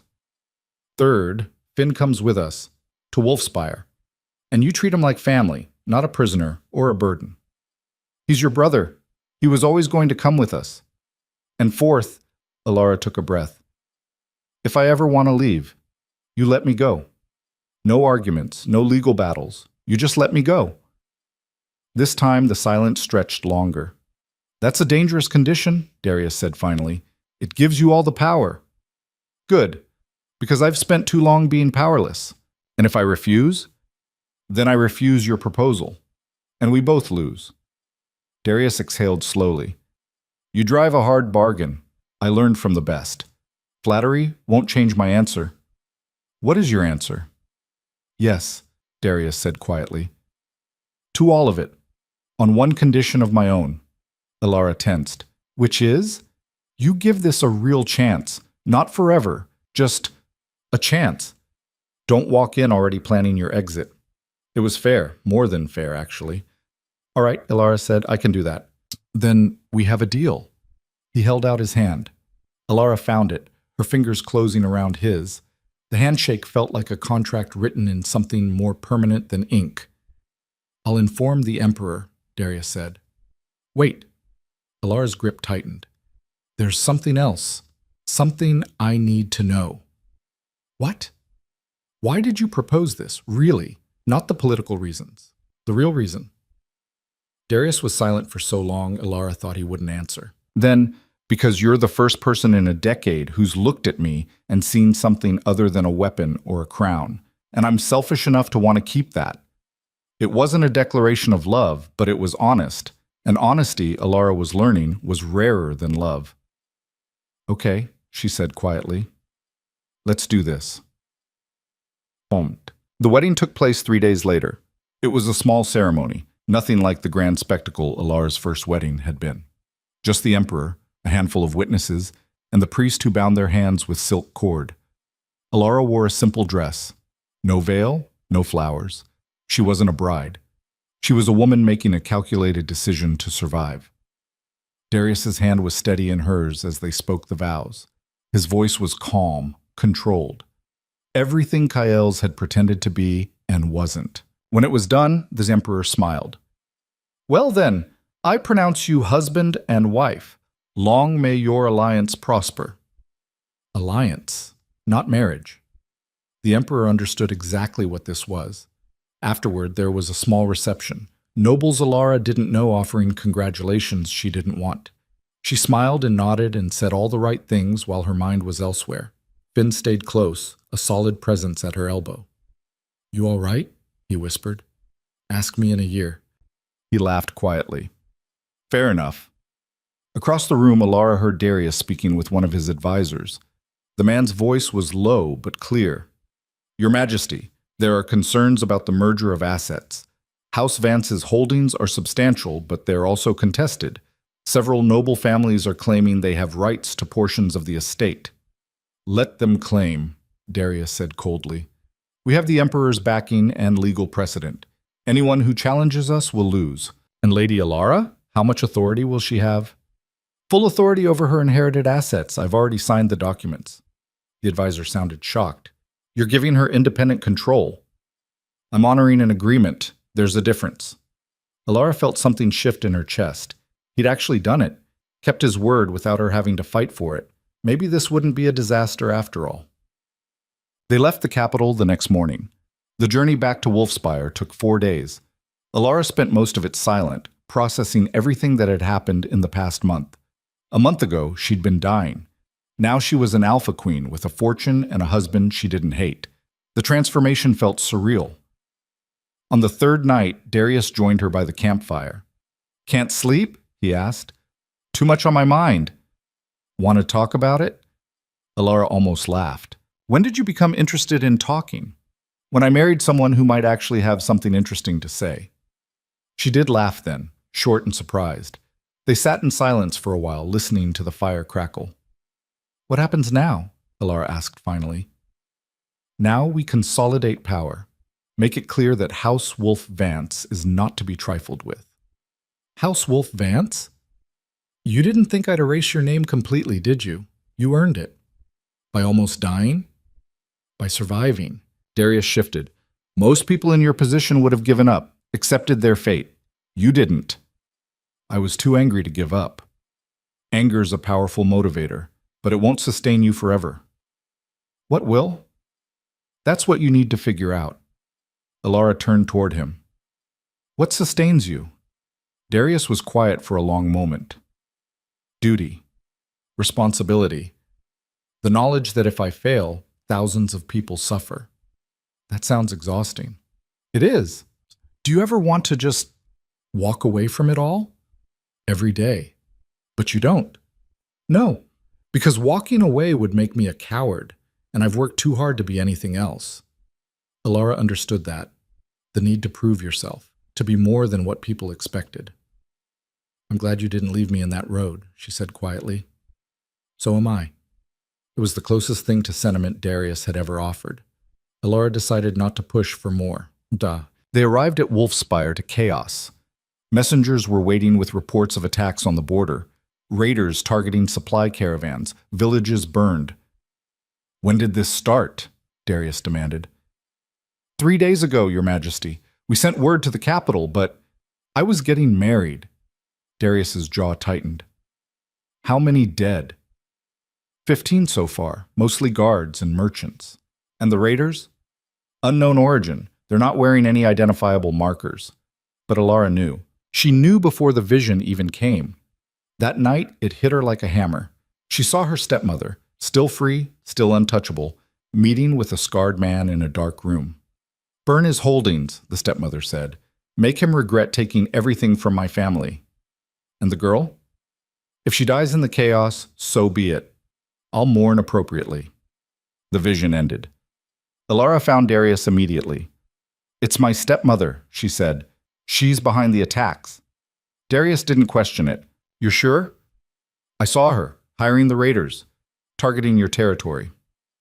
Our territory, Darius corrected. You're Lady Wolf now. What happens to Wolfspire happens to you. The weight of that settled on Alara's shoulders. People were dying because of her, because her stepmother wanted revenge. We need to stop her, Alara said. The Emperor cleared her of wrongdoing. We have no legal grounds to arrest her. Then we don't use legal grounds. We use mine. Darius looked at her sharply. What are you proposing? I'm proposing we beat her at her own game. She wants to destroy us quietly. We expose her publicly, show everyone exactly what kind of woman she is. How? Alara smiled, sharp and cold. Leave that to me. The plan took 2 weeks to arrange. Alara reached out to every contact she had, former servants from House Vance, merchants who'd done business with her stepmother, nobles who'd been burned by the woman's schemes. She collected testimony, evidence, stories of bribery, blackmail, and cruelty stretching back decades. Her Her stepmother had made a lot of enemies, and Alara was going to give them all a voice. The imperial court reconvened for a special session. Alara stood before the same inquisitor who'd judged Kyle, her hand steady. "Your Eminence, I'm here to present new evidence regarding my stepmother, Lady Helena Vance, evidence of crimes that extend far beyond her daughter's conspiracy." The inquisitor's expression didn't change. "Proceed." Alara called her witnesses one by one. A merchant who testified that Helena had blackmailed him into selling underpriced goods to House Vance for years. A former servant who had been beaten for refusing to lie under oath. A noble whose daughter had been ruined by Helena's lies, driving the girl to take her own life. Each testimony was damning. Each one painted a picture of a woman who'd built her power on suffering. When the last witness finished, the court was silent. Helena sat in the gallery, her face a mask of composure. But Alara could hear it, the slight tremor in her breathing, the crack forming in her armor. "Lady Helena," the inquisitor said, "how do you answer these accusations?" Helena stood gracefully. "They're lies. Fabrications created by a vindictive stepdaughter who's never forgiven me for marrying her father. And the witnesses? Paid actors, or people with grudges. I'm not surprised Lady Alara found them. She's proven quite adept at manipulation." "I haven't manipulated anyone," Alara said quietly. "I've just given people permission to tell the truth." "Truth?" Helena's voice turned sharp. "You speak of truth? A girl who murdered her own husband." "I was acquitted of that," Alara interrupted. "Kyle confessed, remember? Because you forced him to." "No, because he was guilty." The inquisitor raised a hand. "Silence, both of you." Helena's mouth snapped shut. "I've heard enough," the inquisitor said. "Lady Helena Vance, you are hereby charged with conspiracy, blackmail, and reckless endangerment. You will be held pending further investigation." Helena's composure finally shattered. "This is absurd. I demand—" "You demand nothing," the inquisitor said coldly. "Guards, remove her." They dragged Helena out, struggling, screaming, her carefully constructed mask torn away. Alara stood perfectly still, listening to the woman's fury echo through the chamber. And felt nothing. No triumph, no satisfaction, just the quiet certainty that justice, however imperfect, had finally been served. "Ishard saw it?" "Yes, sir." The attack stopped within days. With Helena imprisoned, the raiders lost their funding and scattered. Wolfspire's borders stabilized. Trade resumed. And slowly, cautiously, Alara began to breathe again. She was sitting in Darius's study one evening when he handed her a letter. "What is this?" she asked. "Read it." Alara ran her fingers over the raised seal. "Imperial crest." "I can't read it. It's not in Braille." "Right. Sorry." Darius cleared his throat. "It's from the Emperor. He's formally recognizing you as Lady Wolf and granting you a seat on the Northern Council." Alara's breath caught. "A council seat? You're a landowner now, a noble in your own right. You've earned it. But I'm blind? Yes, and brilliant. The Emperor's not stupid. He knows what you did, how you dismantled House Vance from the inside, how you exposed Helena. He wants that kind of strategic mind working for him." Alara's hands were shaking. "I don't know anything about politics." "You know how to survive. That's more than most politicians can say." "And if I refuse?" "Then you refuse. But I think you'd be good at this. Better than you realize." Alara was quiet for a long moment. A council seat. Power. Real power. Not borrowed. Not dependent on a husband or a family name. Hers.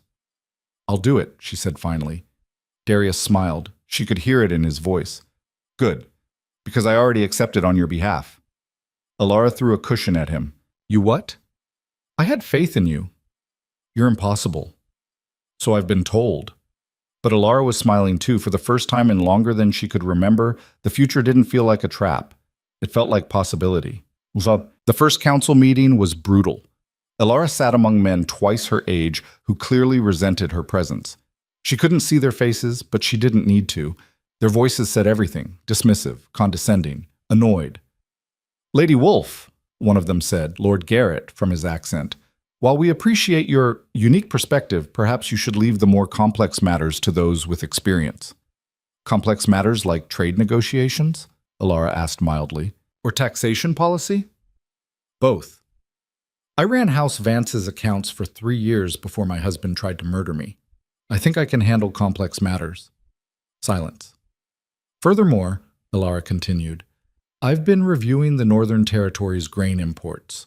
We're overpaying by at least 30%. I've drafted a proposal to renegotiate our contracts with the southern provinces. She slid a stack of papers across the table, papers she'd had a scribe prepare based on her calculations. This is, Lord Garrett paused, actually quite thorough. I know. Another council member spoke up. And the border security concerns? How do you propose we address those? Increase patrols along the Eastern Pass, better fortifications at key choke points, and intelligence networks to identify threats before they materialize. I've outlined it all in Section 3. More silence. Finally, the council head, an older man named Lord Bram, spoke. Well, it seems Lady Wolfe has done her homework. I always do, Alara said. She could feel the shift in the room, the grudging respect replacing dismissal. It wasn't acceptance, but it was a start. That night, Darius found her in the library. I heard you impressed the council today, he said. I survived the council today. There's a difference. You did more than survive. Lord Bram sent me a note. He said you're the sharpest mind they've had in years. Alara's cheeks flushed. He's exaggerating. He's not. And you know it. She did know it, but admitting it felt dangerous, like inviting the universe to take it all away again. Thank you, she said quietly, for pushing me into this. You would have gotten there on your own eventually. Maybe, but it helped having someone believe I could. Darius sat down beside her. I meant what I said. On our wedding day, you're the first person in a long time who's made me feel like something other than a title. What do I make you feel like? A person, a flawed, complicated person, instead of the alpha king who has to be perfect all the time. Alara understood that better than he knew. Can I ask you something? She said. Anything. The vision I had of you dying, it hasn't happened. No. Why do you think that is? Darius was quiet. Maybe because we changed something, made different choices. Or maybe it hasn't happened yet. Or maybe your visions show possibilities, not certainties, ways things could go if we're not careful. Alara wanted to believe that, wanted to believe she had more control than she'd thought. I'm scared, she admitted, that I'll lose this, that it'll all fall apart again. It might, Darius said honestly. Life doesn't come with guarantees, but we'll face it together. That's the deal we made. You make it sound simple. It is simple, not easy, but simple. Alara leaned against his shoulder. He stiffened for a moment, then relaxed. They sat like that for a long time. Two people who'd been broken, learning to be whole again. And for the first time since Kael had betrayed her, Alara felt something she'd thought was lost forever. Hope. 3 months later, Alara received word that her stepmother had been sentenced to life imprisonment. No execution, no dramatic end, just a quiet removal from the world she'd tried so hard to control. Alara felt nothing when she heard. No relief, no vindication. Helena was simply gone. Another ghost laid to rest. That same week, Finn was officially recognized as lord of a small estate Darius had purchased for him. A fresh start, a chance to build something that wasn't tainted by House Vance's legacy. I don't deserve this, Finn said when Alara told him. Yes, you do. You survived hell and came out still kind. That's worth rewarding. He hugged her tight. Thank you for everything. Thank you for not giving up on me. Never. And Alara believed him. The council meetings continued. Alara's proposals were slowly implemented. She learned to navigate the politics, to read the room without seeing it, to wield power like a scalpel instead of a hammer. She was good at it, better than anyone expected, including herself. One evening, as she walked through Wolfspire's gardens, Darius found her. The Emperor wants to meet with us, he said. Next month. He's calling a summit of all the regional leaders. What for? To discuss the future of the Empire, and apparently he wants you there. Me, specifically? You specifically. You've made an impression, Alara smiled. A good one, I hope. The best kind. The kind that makes people nervous. They walked in comfortable silence, the evening air cool against Ilara's skin. I've been thinking, Darius said eventually, about what you said, on our wedding night, about giving this a real chance. Ilara's heart skipped. And? I think I'm ready. If you are. She knew what he was asking, not for a political alliance, for something real. Ilara stopped walking, turned toward him. I'm ready, she said. Darius's hand found hers, warm, solid, real. And when he kissed her, gentle, asking permission, Ilara kissed him back. Not because she had to, because she wanted to. The broken girl who'd thrown herself in front of a carriage was gone. In her place stood a woman who'd learned to fight, to survive, to win. And the war wasn't over yet. But for the first time, Ilara knew she was strong enough to face whatever came next. The Emperor's Summit was held in the ancient city of Astravon, a place Ilara had only heard about in stories. They said its towers touched the clouds, that its halls were carved from white marble so pure it glowed in moonlight. Ilara would never see any of it, but she could feel the weight of the place as their carriage rolled through the gates. The air was different here, thicker, charged with power and history and the ghosts of 1,000 political games. Nervous? Darius asked beside her. Terrified, Ilara admitted. Good. Fear keeps you sharp. Is that your motto? One of them. They were shown to quarters in the eastern wing, lavish rooms that smelled of incense and old wood. Ilara ran her fingers along the walls, mapping the space in her mind. The summit begins tomorrow, Darius said. There will be at least 50 regional leaders. Some will be allies, most won't be. And the Emperor? He'll be watching, evaluating, deciding who's useful and who's expendable. Comforting. I'm not here to comfort you. I'm here to prepare you. Ilara turned toward his voice. What if I fail? Then we both fail, together. Darius crossed to her, his hand finding her shoulder. But you won't fail. You're too stubborn for that. She wanted to believe him, wanted to feel the confidence he seemed to have in her, but doubt was a persistent whisper in her mind, reminding her of every mistake, every moment of weakness. Get some rest, Darius said. Tomorrow's going to be brutal. He wasn't wrong. None. The summit hall was enormous. Ilara could tell from the way sound echoed, from the countless footsteps and murmured conversations that filled the space. She sat beside Darius at a long table, her hands folded in her lap, her posture perfect. She'd learned to project confidence even when she felt none. The Emperor entered, and the room fell silent.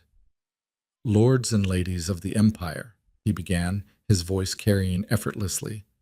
We gather today to discuss the future. Our borders are stable, our economy is strong, but complacency breeds weakness. We must evolve or be consumed by those who will. Ilara listened carefully, parsing every word for hidden meaning. To that end, the Emperor continued, I've invited several new voices to this council, voices that represent change, innovation, and the courage to challenge tradition when tradition fails us. He paused. Lady Ilara Wolf, please stand. Ilara's heart stopped. Darius's hand brushed hers, a silent reassurance, and she pushed herself to her feet. Lady Wolf has accomplished something remarkable, the Emperor said. She's transformed House Vance from a corrupt dynasty into a model of accountability and justice. She's brought fresh perspective to the Northern Council and demonstrated that leadership is not about sight, it's about vision. Murmurs rippled through the hall, not all approving. Today, I'm elevating her to the rank of Imperial Advisor. Her counsel will be sought on matters of law, justice, and regional governance. Ilara's breath caught. Imperial Advisor, a position that carried more power than most noble titles, a position that made her untouchable. Thank you, Your Majesty, she managed. Her voice didn't shake, barely. Don't thank me yet, the Emperor said, and there was amusement in his tone. You're about to earn it. Ilara sat down slowly, her mind reeling. Across the table she'd heard a familiar voice, cold and sharp. Lord Brennan, one of Kael's former allies. Your Majesty, With respect, Lady Wolf is a controversial choice. Her methods have been unorthodox. Some might say ruthless. And your point? The Emperor asked mildly. My point is that elevating someone so divisive sends a dangerous message. It suggests that the ends justify the means. They do, Alara said before she could stop herself. The room went silent. Excuse me? Brennan's voice was ice. Alara stood again. Her hands were shaking, but she kept them steady. The ends do justify the means, she said clearly, when the means are exposing corruption, when the means are protecting the innocent, when the means are ensuring justice is served instead of buried. You speak of justice? Brennan laughed. You destroyed House Vance, a family that served the Empire for generations, over personal grievances. I exposed criminals, Alara corrected. Criminals who poisoned me, imprisoned my brother, and murdered others who threatened their power. If that's divisive, so be it. And what of your marriage to the Alpha King, a convenient alliance that consolidated immense wealth and power? Some might call that opportunistic. Some might call survival opportunistic, Alara shot back. I'd call it smart.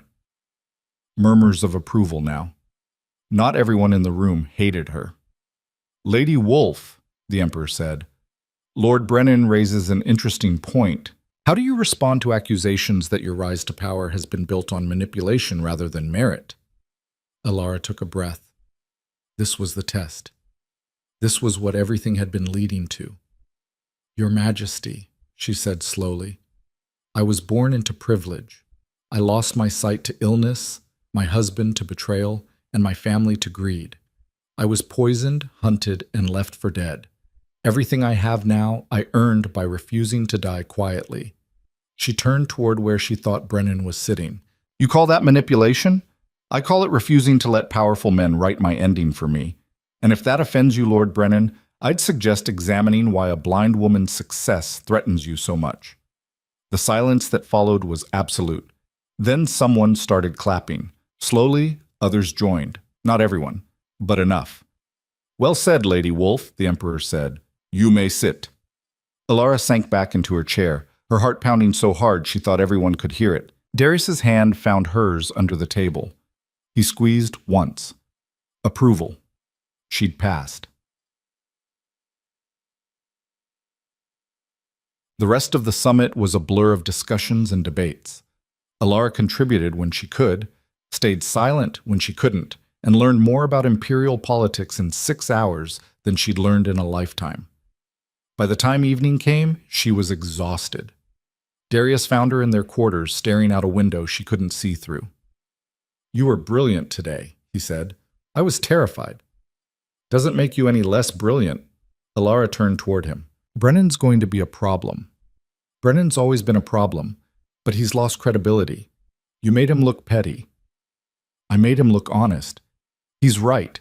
I did manipulate my way into power. No, Darius said firmly. You fought your way into power.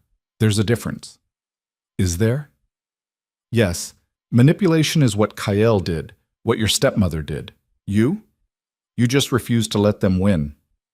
Alara wanted to believe that.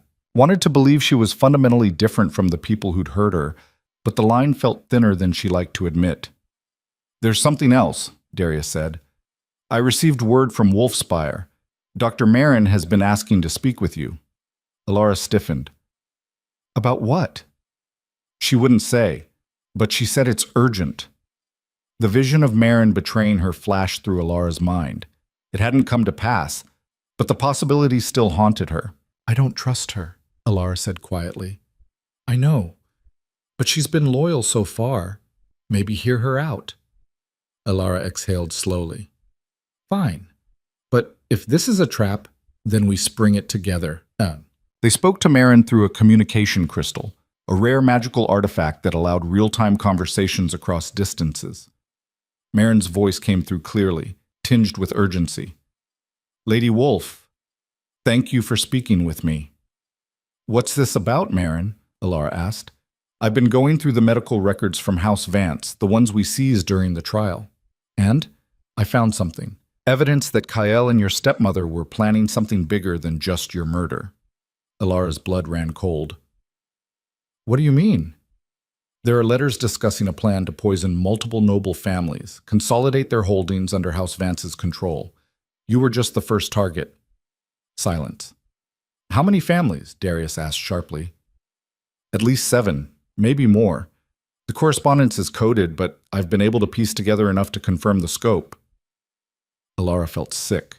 They were going to kill dozens of people. Yes, and if you hadn't stopped them, they might have succeeded. Where are these letters now? Darius demanded.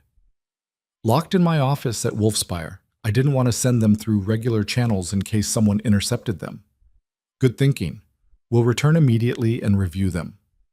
There's one more thing, Marin said quietly.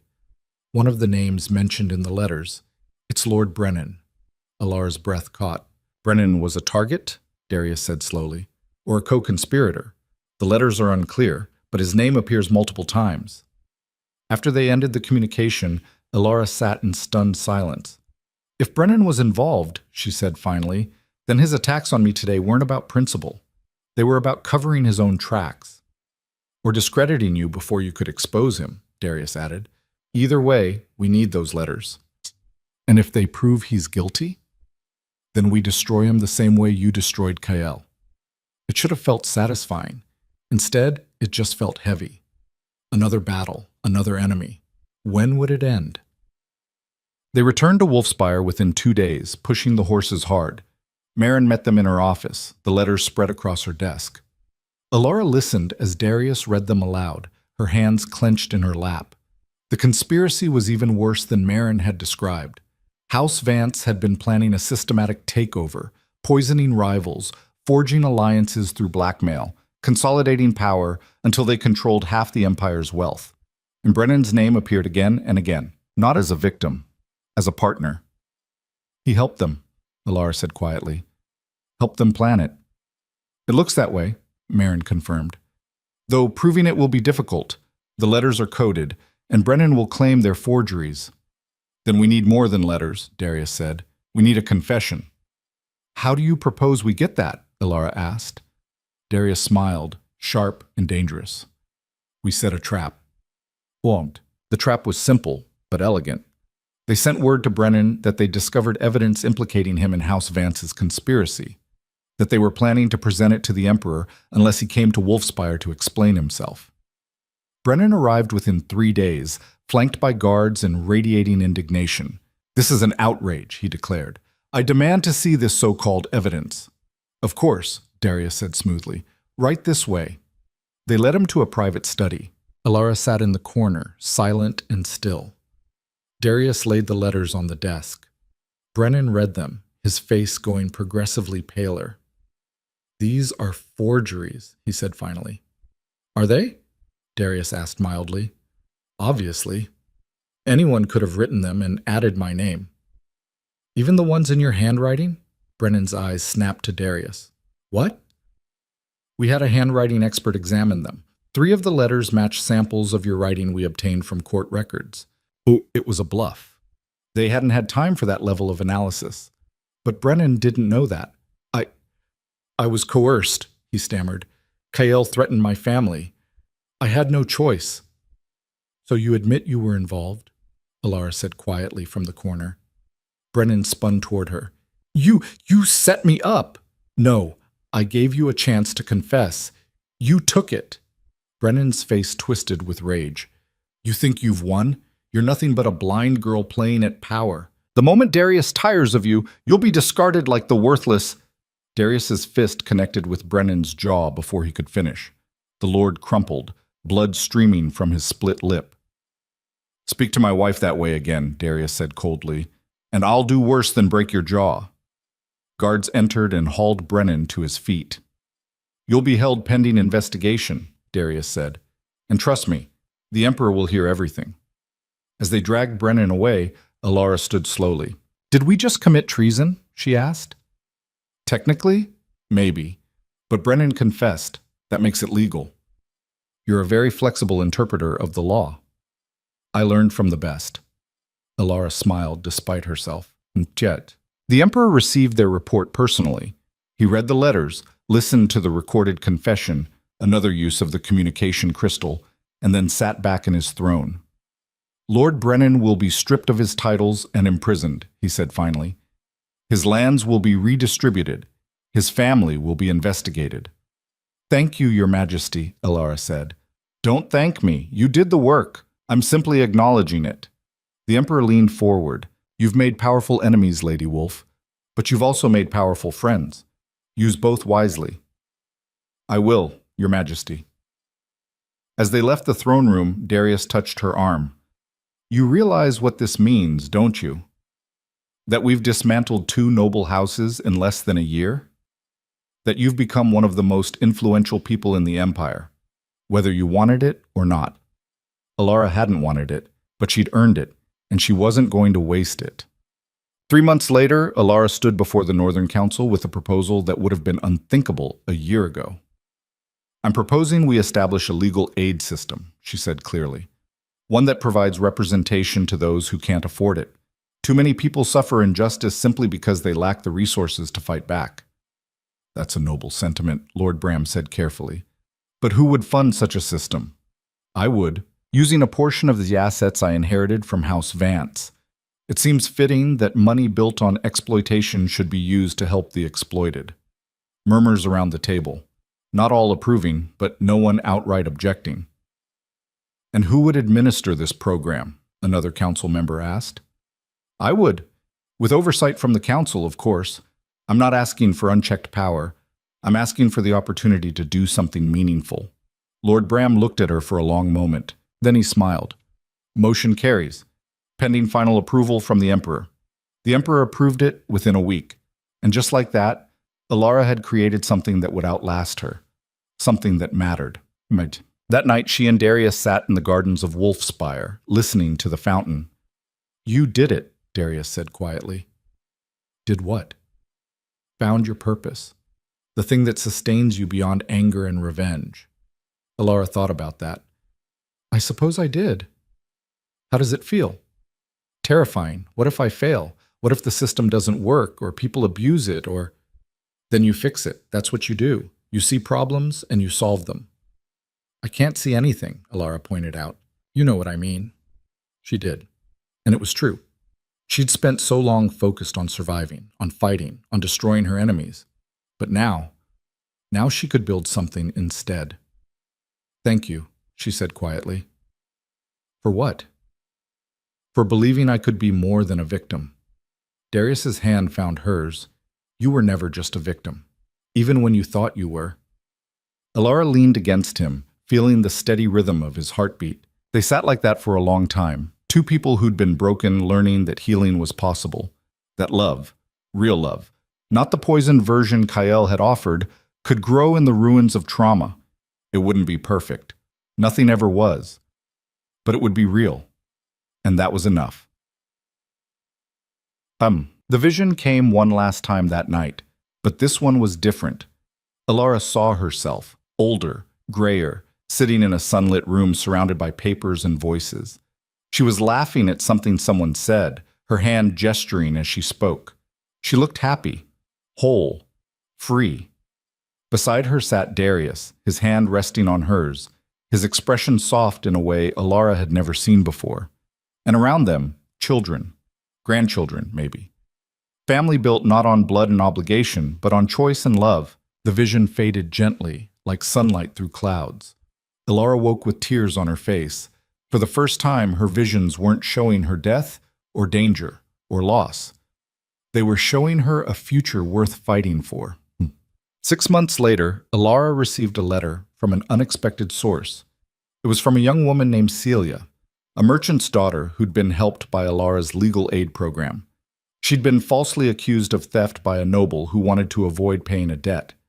The program had provided her with representation, and she'd won her case.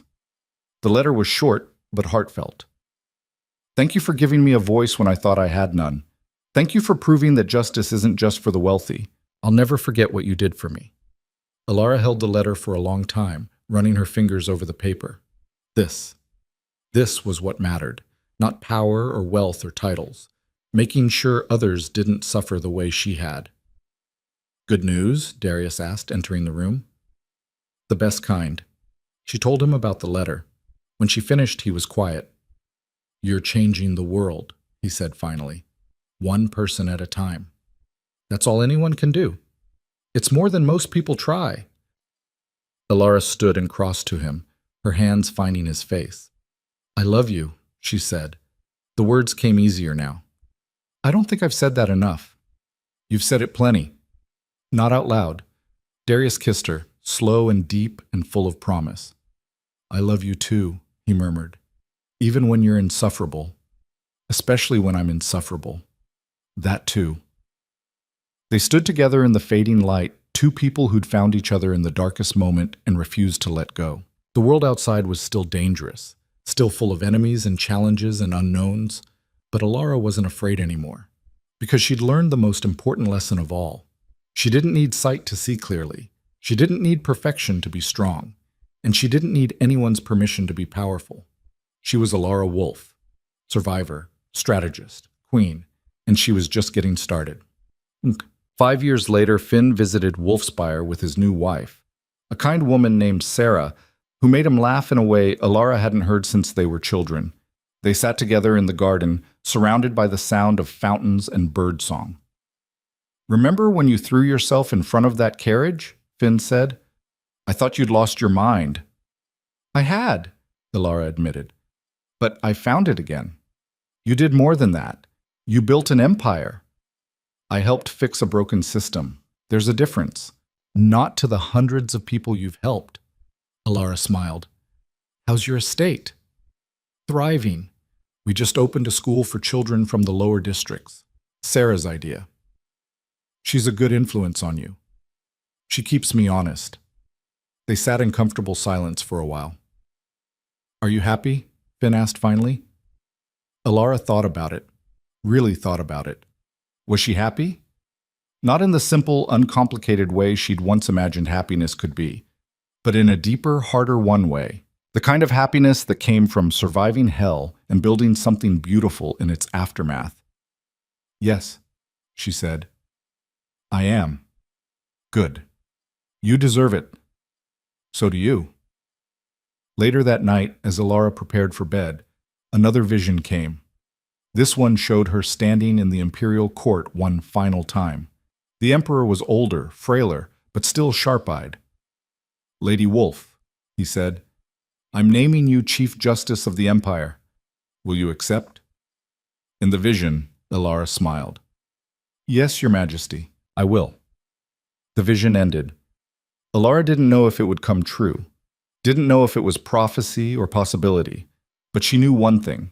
Whatever came next, she'd face it.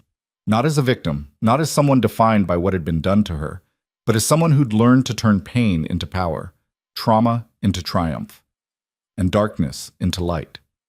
The blind queen who'd clawed her way from death to destiny. And the story, her story, was far from over. It was just beginning. The years that followed brought changes Alara could never have imagined. The legal aid program expanded beyond the northern territories, reaching into the southern provinces and even the coastal cities. What had started as one woman's attempt to right wrongs became a movement that shifted the entire empire's approach to justice, but success bred new enemies. One morning, Alara received a visitor she hadn't expected, Lady Cassandra Thorne, a noble woman from the eastern provinces known for her sharp tongue and sharper mind. Lady Wolf, Cassandra said as she entered Alara's study. Her voice was cultured, precise. I've heard so much about you. None of it good, I imagine, Alara replied. Cassandra laughed. On the contrary, I find your work fascinating. Threatening to the established order, certainly, but fascinating. Is this a social call or an interrogation? A proposition, actually. Cassandra settled into a chair. I represent a coalition of noble women who've been watching your rise with great interest. We'd like to discuss an alliance. Alara's hand stilled on the documents she'd been reviewing. What kind of alliance? The kind that protects women's interests in a world run by men who think we're decorative at best and disposable at worst. It was bold, dangerously bold, and exactly the kind of thing that could get them all killed if they weren't careful. Tell me more, Alara said. Over the next hour, Cassandra outlined a network of noble women across the empire, each controlling significant wealth or political influence, each tired of being sidelined by husbands, fathers, and brothers who treated them as property. "We need a leader," Cassandra said. "Someone who's already proven she can take on the patriarchy and win. Someone the Emperor respects." "You want me to lead a rebellion?" "I want you to lead a reformation. There's a difference." Alara considered it carefully. The risks were enormous, but so was the potential. "I'll need to discuss this with Darius," she said finally. "Of course, but decide quickly. Change doesn't wait for anyone." After Cassandra left, Alara sat in silence for a long time. This was bigger than her legal aid program, bigger than House Vance or House Wolf.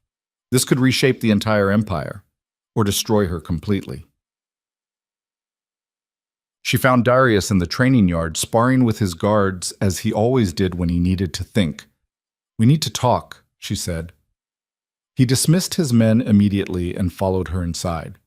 Alara told him everything Cassandra had proposed. When she finished, Darius was quiet for a long moment. "This could start a war," he said finally. "I know.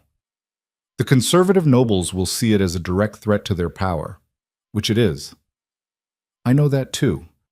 And you're considering it anyway?" Alara turned toward him. "When I was dying in that house, being poisoned by the man who claimed to love me, do you know what I kept thinking?" "What?" "That I wasn't the first. That Kael had probably done this to other women before me, and that if I didn't survive, he'd do it to someone else after." "Alara, I'm not the only woman who's been betrayed, abused, or discarded by powerful men. I'm just the one who had the resources and the rage to fight back. But what about all the others? The ones who don't have visions or alpha kings to save them?" Darius exhaled slowly. "You want to save them all. I want to give them the tools to save themselves. That's not the same thing." "It's better. Because salvation you're given can be taken away. But power you claim for yourself, that's yours forever." Darius studied her for a long moment. Then he smiled, proud and a little awed. "You're going to do this no matter what I say, aren't you?" "Probably, but I'd rather do it with your support than without it." "Then you have it. All of it." He pulled her close. "But we do this smart. We build alliances carefully, we document everything, and we make sure that when we move decisively." "Agreed." "And Alara?" "Yes?" "This is going to make you the most powerful woman in the Empire. You know that, right?" Alara hadn't thought of it that way. But Darius was right. If this succeeded, she wouldn't just be Lady Wolf anymore. She'd be something entirely new, something the Empire had never seen before. "I can live with that," she said quietly. "Good, because I don't think you have a choice." The coalition met in secret over the following months. 12 noblewomen, each controlling different territories and resources, each bringing unique strengths to the alliance. They called themselves the Silver Court, a deliberate contrast to the Emperor's Golden Court. Alara became their unofficial leader, though she insisted on calling herself their coordinator instead. "Leadership implies I'm above you," she explained at their first formal meeting. "I'm not. We're equals working toward a common goal." "Spoken like a true politician," Lady Cassandra said dryly. "I'll take that as a compliment." They started small, advocating for property rights reform, pushing for laws that protected women's inheritance, lobbying for female representation in regional councils. Each victory was minor, but they added up. And people noticed. The Emperor noticed. He summoned Alara to the palace 6 months after the Silver Court's formation. She went alone despite Darius's protests. "Your Majesty," she said, kneeling. "Rise, Lady Wolf." The Emperor sounded amused. "I've been hearing interesting things about your activities." "I hope they're accurate, Your Majesty. You've formed a political coalition of noblewomen, the Silver Court, I believe you call it?" "Yes, Your Majesty." "And what exactly are your intentions with this coalition?" Alara chose her words carefully. "To ensure that half the Empire's population has a voice in how it's governed. A noble goal, some might call it seditious.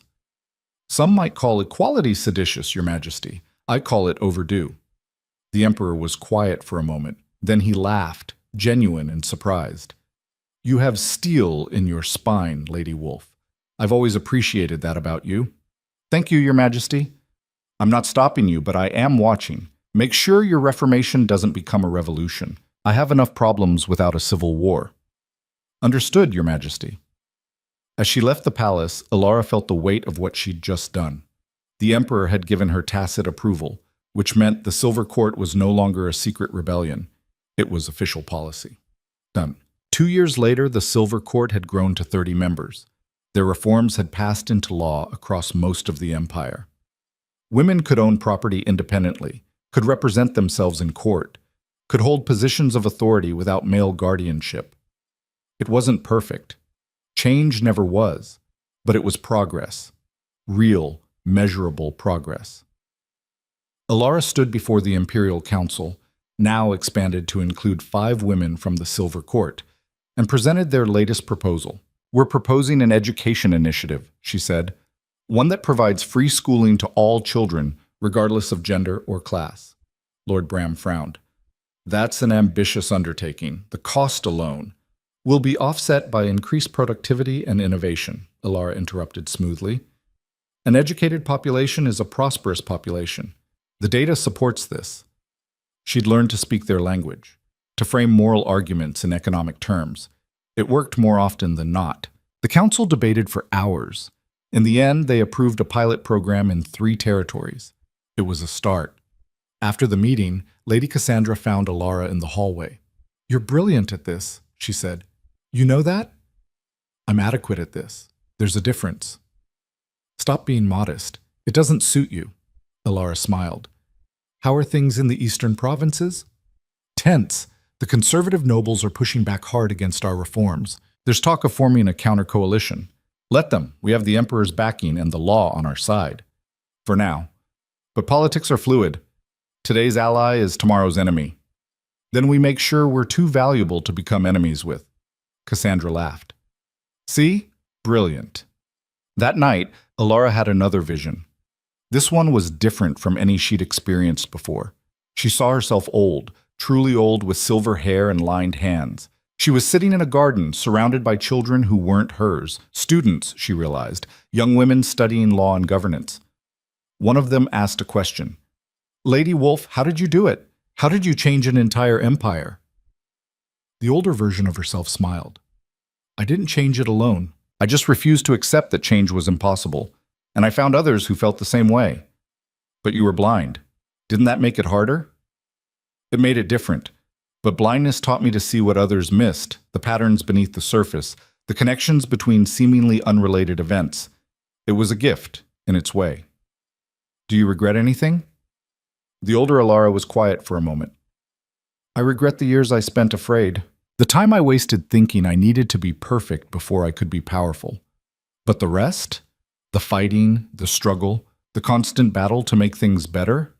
No, I don't regret any of that." The vision faded. Alara woke with tears on her face, but they weren't sad tears. They were grateful ones, because she'd seen her future, and it was everything she'd hoped for. The vision from the emperor's court came true 3 years later. Alara was 52 years old when the emperor summoned her to his private chambers. He was dying. Everyone knew it. "Lady Wolf," he said, his voice weaker than she'd ever heard it. "I'm stepping down. My son will take the throne in 6 months. I'm sorry, Your Majesty." "Don't be. I've lived a long life, made my mark." He coughed. "But before I go, I want to ensure my legacy includes the changes you've fought for." "Your Majesty?" "I'm creating a new position, Chief Justice of the Empire, someone who oversees all legal matters, ensures the law is applied fairly, and has the authority to challenge even the emperor if necessary." Alara's breath caught. "I'm offering it to you," he said, "if you'll accept." She'd seen this moment in her vision years ago, but living it was different, more real, more terrifying. "Your Majesty, I'm honored, but I'm also blind, female, and controversial. The conservative nobles will never accept." "The conservative nobles don't have a choice. I'm still emperor for 6 more months. And in that time, I'm making damn sure this empire has someone who gives a damn about justice in charge of it." Alara's hands were shaking. This was everything. Everything she'd worked for, fought for, bled for. "Yes," she said quietly. "I accept." The emperor smiled. Good, because I wasn't taking no for an answer. The investiture ceremony was held in the grand hall before the entire court. Alara knelt before the emperor, frail now but still commanding, and felt the weight of the ceremonial chain settle around her shoulders. Rise, Chief Justice Alara Wolf, he said, and serve this empire with the same courage and integrity you've shown throughout your life. Alara stood. The room erupted in applause. Not everyone was happy. She could hear the scattered silence where conservative nobles refused to clap. But she didn't care, because the majority were celebrating a blind woman becoming the second most powerful person in the empire, celebrating change, celebrating progress. Darius was waiting for her when she descended from the dais. How does it feel? He asked quietly. Like I can finally breathe. You've earned this. Every bit of it. We've earned this, Alara corrected. I couldn't have done any of it without you. You would have found a way. You always do. That night they hosted a celebration at Wolfspire. The Silver Court attended. Finn and Sarah brought their children, 3 bright, curious kids who asked endless questions. Marin was there, older now, but still sharp. Even some of the conservative nobles who'd opposed Alara showed up, offering grudging respect. As the evening wore on, Alara found herself standing alone on a balcony, listening to the sounds of celebration behind her. She thought about the girl she'd been, blind and dying, throwing herself in front of a carriage, desperate and broken. And she thought about the woman she'd become. Chief Justice, wife, leader, reformer, whole. The journey between those 2 versions of herself had been brutal, but it had been worth it. Every moment of pain, every battle fought, every victory won, worth it. There you are, Darius said, joining her on the balcony. People are asking for a speech. Tell them I'm retired from speeches. You literally became Chief Justice today. You can't retire yet. Alara laughed.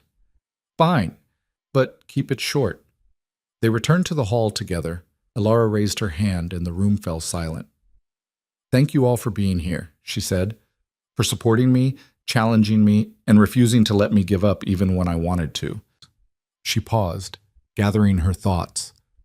I was once told that blindness made me weak, that I'd never amount to anything without sight, and for a long time, I believed it. But I learned something these past years. Power doesn't come from perfection. It comes from perseverance, from refusing to let anyone else define your worth. So to everyone here who's ever been told they're not enough, not smart enough, not strong enough, not worthy enough, I say this, prove them wrong. Not because you need their approval, but because you deserve to live in a world that recognizes your value. Thank you, all of you, for helping build that world. The applause was deafening, and as Alara stood there, surrounded by people who'd fought beside her, she realized something. She'd stopped surviving a long time ago. Now she was living, really living, and nothing could take that away from her. The blind queen had risen, and her reign was just beginning.